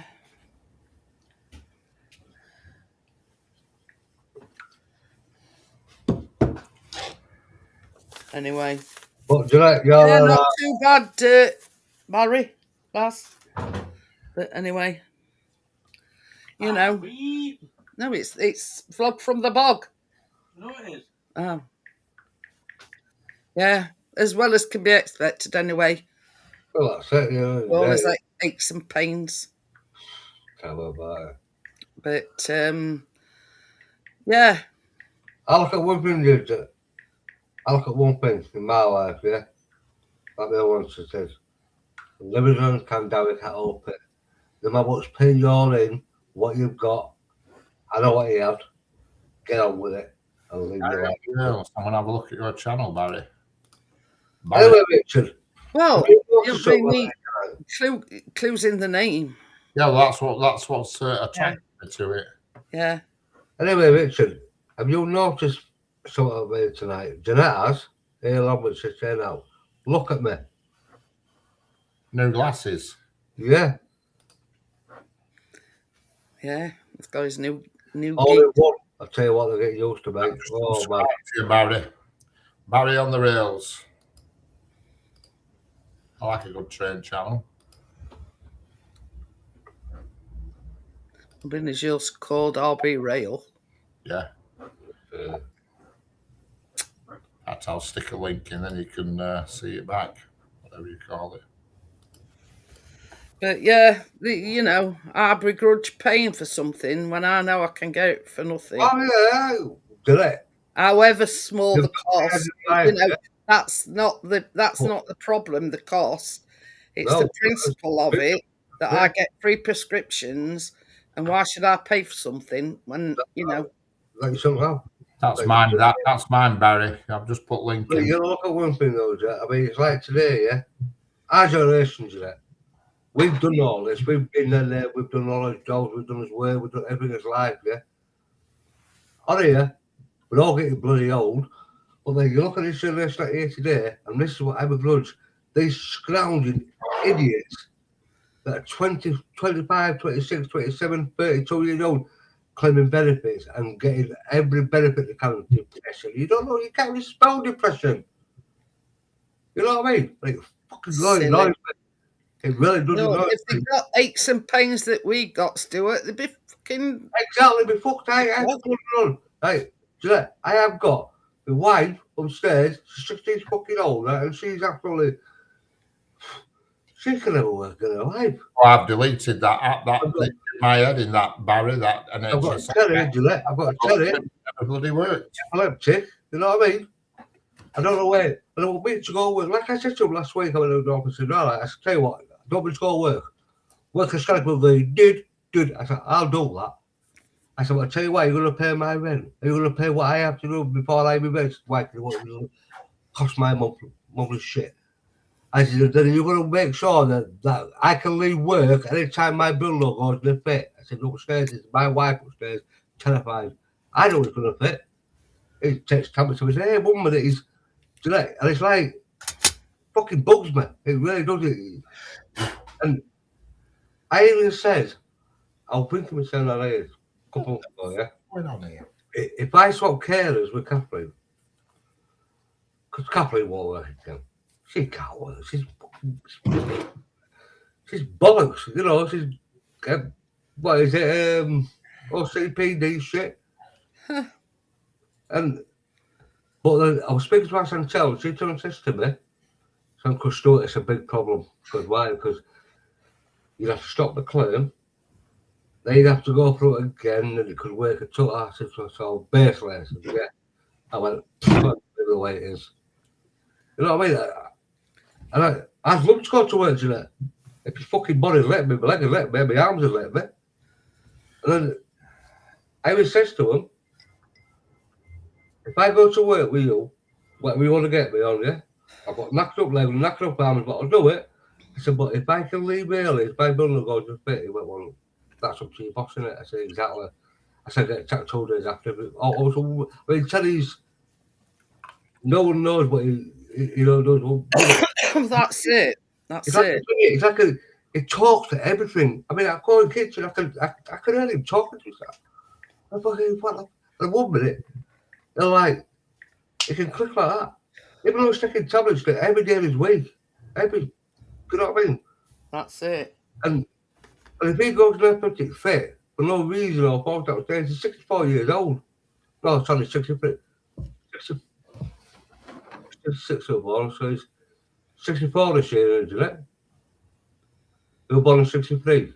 I was born in 62, so I'm 64. I made a couple of chicken sandwiches, Vanessa. Sounds very nice. That. Yeah. So he's 64 in September this year. Yeah. You know what I mean? It's like, wow, you know. And I can't leave work. We go to freak out. Yeah, this is what I have for mine. Trying to, yeah. I'm in Tesco's tonight, and That's what I have for mine. I've got that inhaler for my COPD. Oh no, I haven't got one of them yet. She's thingy. But they're on about. They want to try it. Pringles. But I don't think it's working now. You know that one with there's no inhaler thing where. Oh yeah, a spacer thing. I don't think that's working now because she's having a lot of problems. Like, shall I tell you what's all rage now?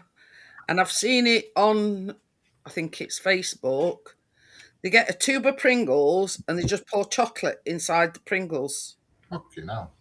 tub. I'm 21 plus postage and packaging. That's the same. Yeah. Most I will. I'm 21 plus post packaging, express delivery, first class recorded, second class recorded, and fucking what? Yeah. I'm 64 this year, Bath. Correct. Jeanette's the oldest on the panel. I've always said to her, don't fall off the perch, or else then I'll be oldest. Yeah, you will, yeah. I'll be oldest if you fall off the perch. Yeah. The Richard falls off September, I'm 64. I went to Tesco's tonight and I forget what I bought. I bought a few bits and bats, and then just I got to tell they had these big crusty bloomer things.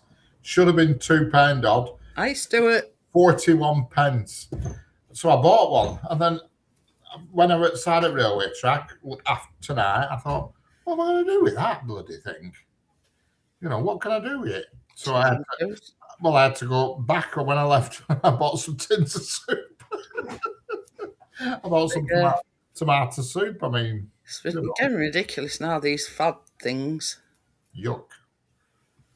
He's on about the Pringles thing where they melt some chocolate and they just pour it into a Pringles tube, let it set, and then just, you know. Hello, Stuart. How are we doing? But, who's 64? Are you 64, Vanessa? Yeah. I'm a bit to go. I have a bit to catch Jeanette up yet, but I'm not far away.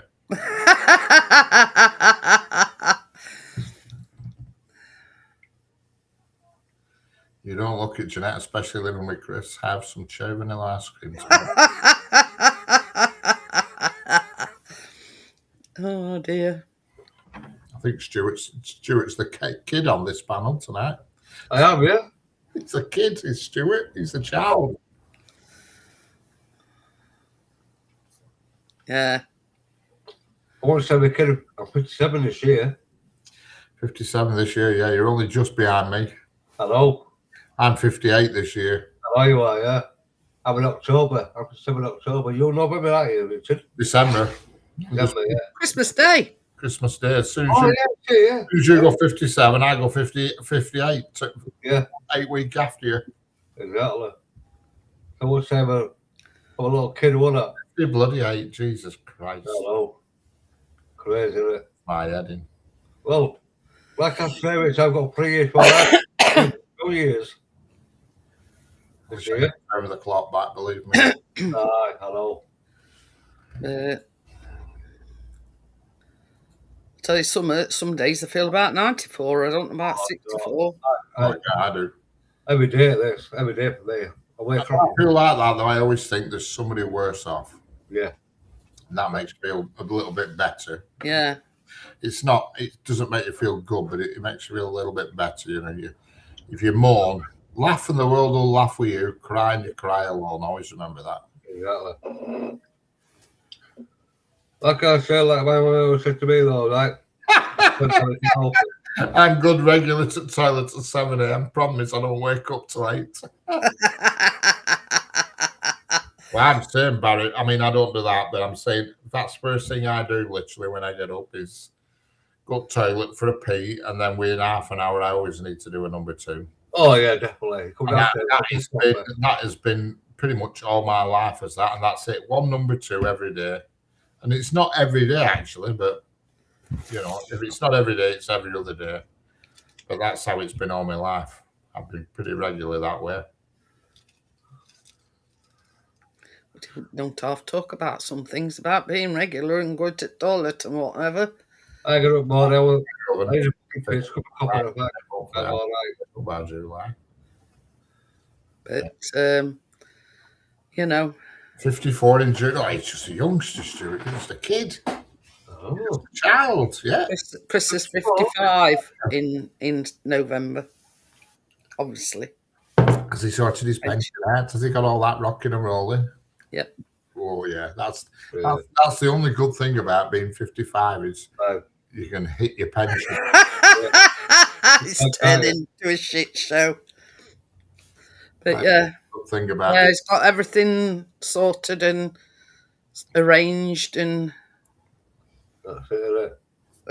barrier pads on the bed can help. Yeah, and a waterproof sheet. Yeah. Barrier pads. Too many jokers in here tonight. I'm 57 next birthday. All right, Gordo. Well, Tracy, you know Tracy, Gillette?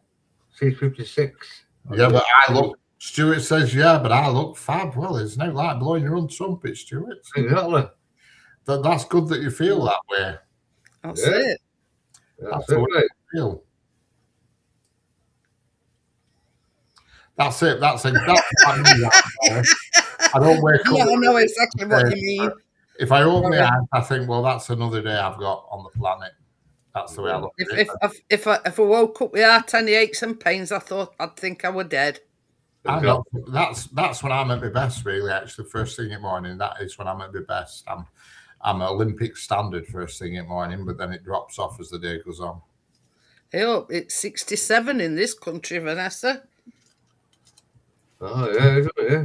67 where she is. She's saying 65 in December, 2 years from our Social Security full retirement. Oh, yeah. 67, yeah. It depends where you're born. It depends when you're born in this country. Some people are 65, some are 66, some are 67. Depends. Well, I've had the letter confirming that I can get my state pension in September 2029. Yeah. You know, married, Gillette? 1936. Hey? 1935, mine. Oh, Oh, is it? Yeah.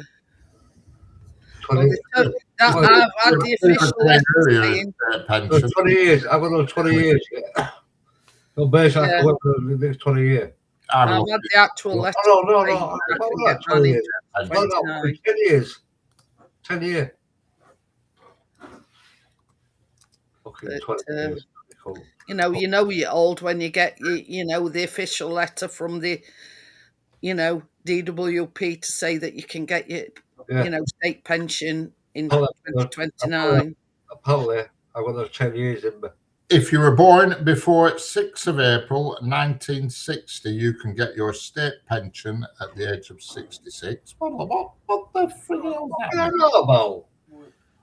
66. Let me do the maths. Oh yeah, it's just but it's after that. Next year it is rising to 67. It's not actually been changed yet, but it will be. But So I've got another 10 years, means you're like working. And at the moment, state pension is, I think it's 238 quid a week. I think. Oh, yeah. I just got over it, hasn't it, in bloody April, wasn't it? £241.30 a week at the moment. It's the UK state pension. What's that going to be? I mean, to be fair, that's not bad, ain't that? No, it's not bad, but it's not bloody brilliant, is it? What it should It's be. not bad for it's not bad. Yeah. They look upon it as when you've got to that time in life, you've no mortgage or anything, so you're getting That's it. 4, 4, 16, 19. You're getting 960 a month. Yeah. So yeah. I mean, I could manage lovely on 960 a month and have something spare. Oh, Now yeah. I am. So Oh yeah. it's not bad. It's not bad.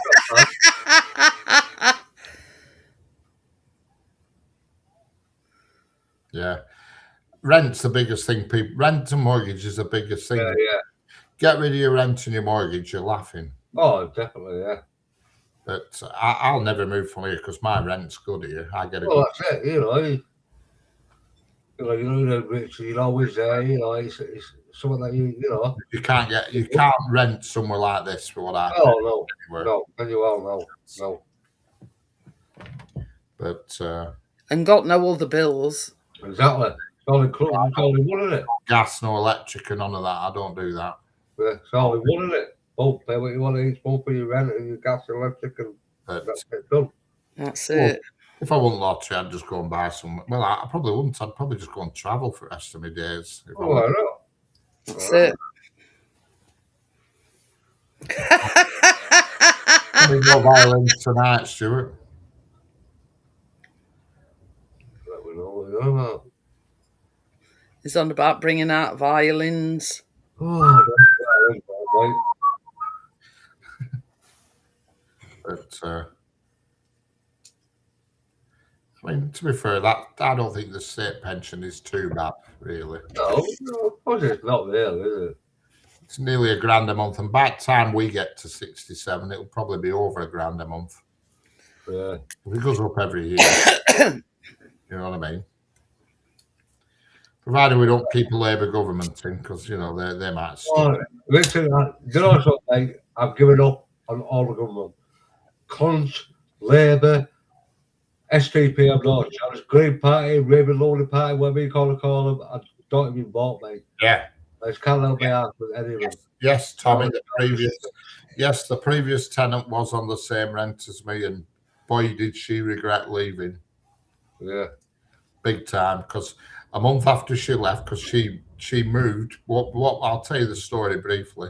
She left here because her son were coming to live with her, and obviously there's only one bedroom here where I am. Ooh. So she left here, and she said to brother-in-law, she says, "Have you got an house kicking him out?" And he says, "Yeah, I've got a nice little terrace, 2-bedroom terrace." So she went to rent that because her son were coming to live with her. Anyway, for whatever reason, her son gave back word, and it didn't happen. But she'd already moved, and I'd moved in. And she wanted to move back here because obviously when she went to this terraced house, she had to pay the rent, the electric, the gas, poll tax, all that on top. So she wanted to move back in, but yeah, she'd already been taken. she were till late Ricardo moved in on the scene.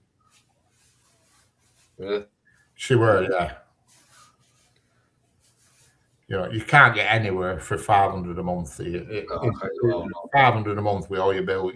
Well, I'm saying that you can, but there's a property just up road here. It's I think it's something like 90 quid a week, but you've no kitchen. It's a shared kitchen, shared bathroom. All you've got is a room basically with a bed in it for 90 quid a week.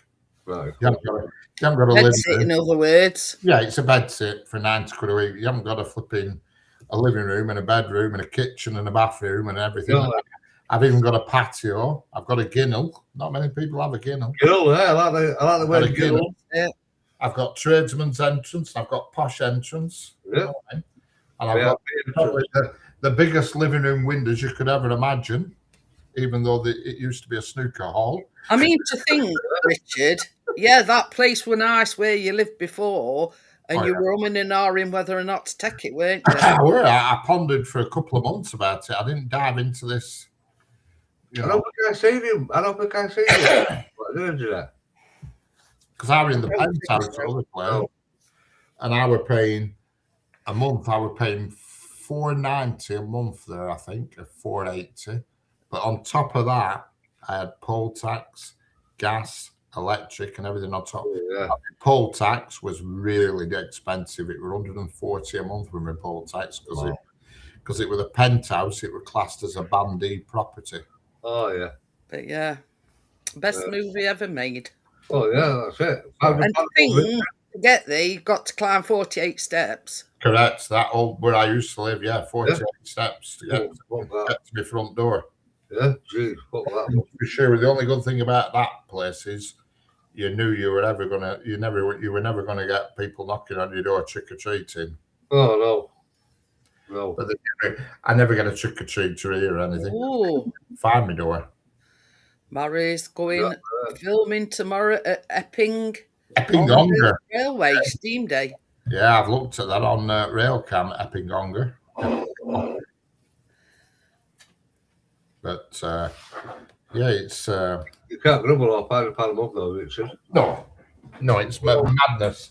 Even if it was 600, exactly. Don't do a difference. 600, I'd pay it. God, I hope brother-in-law's not watching this.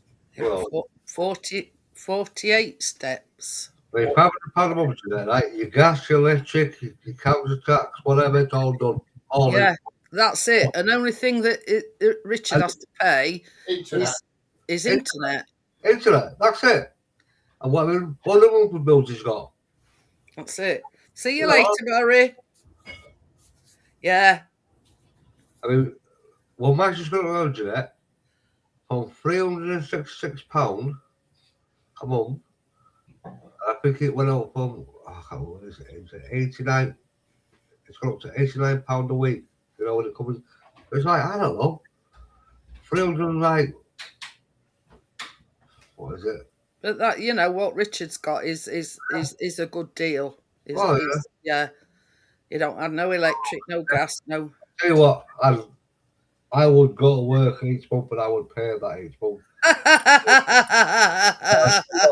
What, £500 to fucking month? I can live on that. £500 a month, mate. Well, I don't know. Kathleen's fucking care for tell you. I've not. You know. Good to be honest with you. Fucking hell. What about shit I've got to do that? I don't think I'd ever cope with any fucking wages. Fucking hell. You know, you asked me, cheeky bastard. You asked me, I said, have we got a Sky TV? That's got nothing to do with you. So what do you mean? It's nothing to do with you. What do you want to do that for?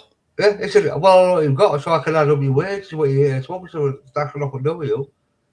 I mean, internet, I went, obviously, because I can go on my mobile phone. What did you got? I said, nothing to do with you. Oh, I tell you what, right? I've never seen this guy before, do you know that? But the last I went down, he was a cocky cunt. He was an absolute fucking arsewipe. And I turned around and went, look, mate, have you finished? He said, yeah. He went to jail. I went, no. Why? Because what do we do? Go where I'm back. He went, I can sanction you. I said, no, you can't sanction me. He said, why? Because I turned up today, pal. Walked out. That's it. I swear to God, I'll tell you what, Jeanette. Money I normally get. You know what I get a fortnight? You know what I get a fortnight, Jeanette? You know what I get a month? For me and Kathleen. As claiming as a married couple. You know what I get a fortnight? Pardon me. I get £402.89 a The price of its new tenants were one of Ricardo's financial gift. Yeah. In boiler. Boiler. Didn't you put a clip on? Oh yeah, the 400 quid in a flipping, in a bloody. I'll never forget that. It were one of these fridge magnets, and it were had a design of a pineapple. It were a fruit of some sort. Yeah. And I clipped it at the side of my boiler, and it was 400 quid rolled up, and I had it clipped at the side of my boiler. And I thought, if it ever goes wrong with boiler, or out happens, I know it's there. And I moved out and left it there. So He only knew because it were a pineapple fridge magnet, and I think it were a watermelon. It were green. Anyway, so when he moved there, he thought to himself, "Where's that fridge magnet gone?" And then he realised he'd clipped it inside it. Yeah. Boiler. Well, they told us family, Richard. What? But some good one you left there. 400. 400, yeah. We're in a bulldog, one of these here clips. Bulldog clips, yeah. Yeah. If I can know, weren't that? And the only reason why I realised, because I've got a few fridge magnets and things clipped on my fridge, and I thought, bloody hell, and it were a watermelon, it were green with red insides, it were. Yeah. With red, it were a watermelon. Cut and that. He only clicked when he cut it, and it were magnetic. And I thought, where's my watermelon gone? I thought, oh shit, I know where it is. And my heart sank, and I thought, my God. And it were for about 6 or 8 weeks that I noticed. I thought, well, they've got that. Whoever's moved in's got that free money. I bet the people who moved in, the tenants, didn't even get it. I bet the property agents, yeah. The agents. Because they were going in that way to check before anybody else had moved in. So they'd have got that. So, 800 quid, yeah? Let's go half 400 quid, they were. 400 quid, 200 quid a piece, yeah. Let's go half and half. No one knows. That's it. They'd have got that. But you see, at the end of the day, you could have gone knocking on the door, and they could have said, well, we ain't found no money. It's yours against this. I wouldn't have gone round asking it. There's no way that would have still been there. No, will it? It was a big door in the kitchen, and there it is, the boiler. Yeah, it's there. There's no way that from me moving out to the new tenants going in, would the agents have not looked in that cupboard? Well, anywhere, mate. You know what I mean? Looks like I say, Richard. Yeah. Find it on the floor, or wherever you find it. Yeah. It's yours, mate. Don't matter. When I moved in, there was nothing there, obviously, it was empty. And Polish cleaner, yeah. Yeah, she used to bang her Hoover against my door every Sunday morning, Polish cleaner. Will you get off? Yeah, and when I moved in, I had a bit of a clean and a dust and everything before I put out in. And I stood on a set of step ladders, went above the, on top of the kitchen units, and that were full of drugs paraphernalia. Yeah. Grinding machines and all sorts of stuff. So obviously the previous tenant must have been into their old wacky and stuff, you know. Oh yeah, that would have been a wacky pothead. But you know. Anyway, guys, on that note, I'm going to call it tonight, and I will see you on Monday. Okie dokie. See you later, guys. Catch you later, folks. Bye.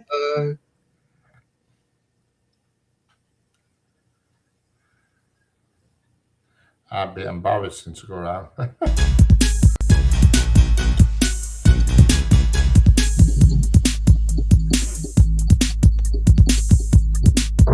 Hi, everybody.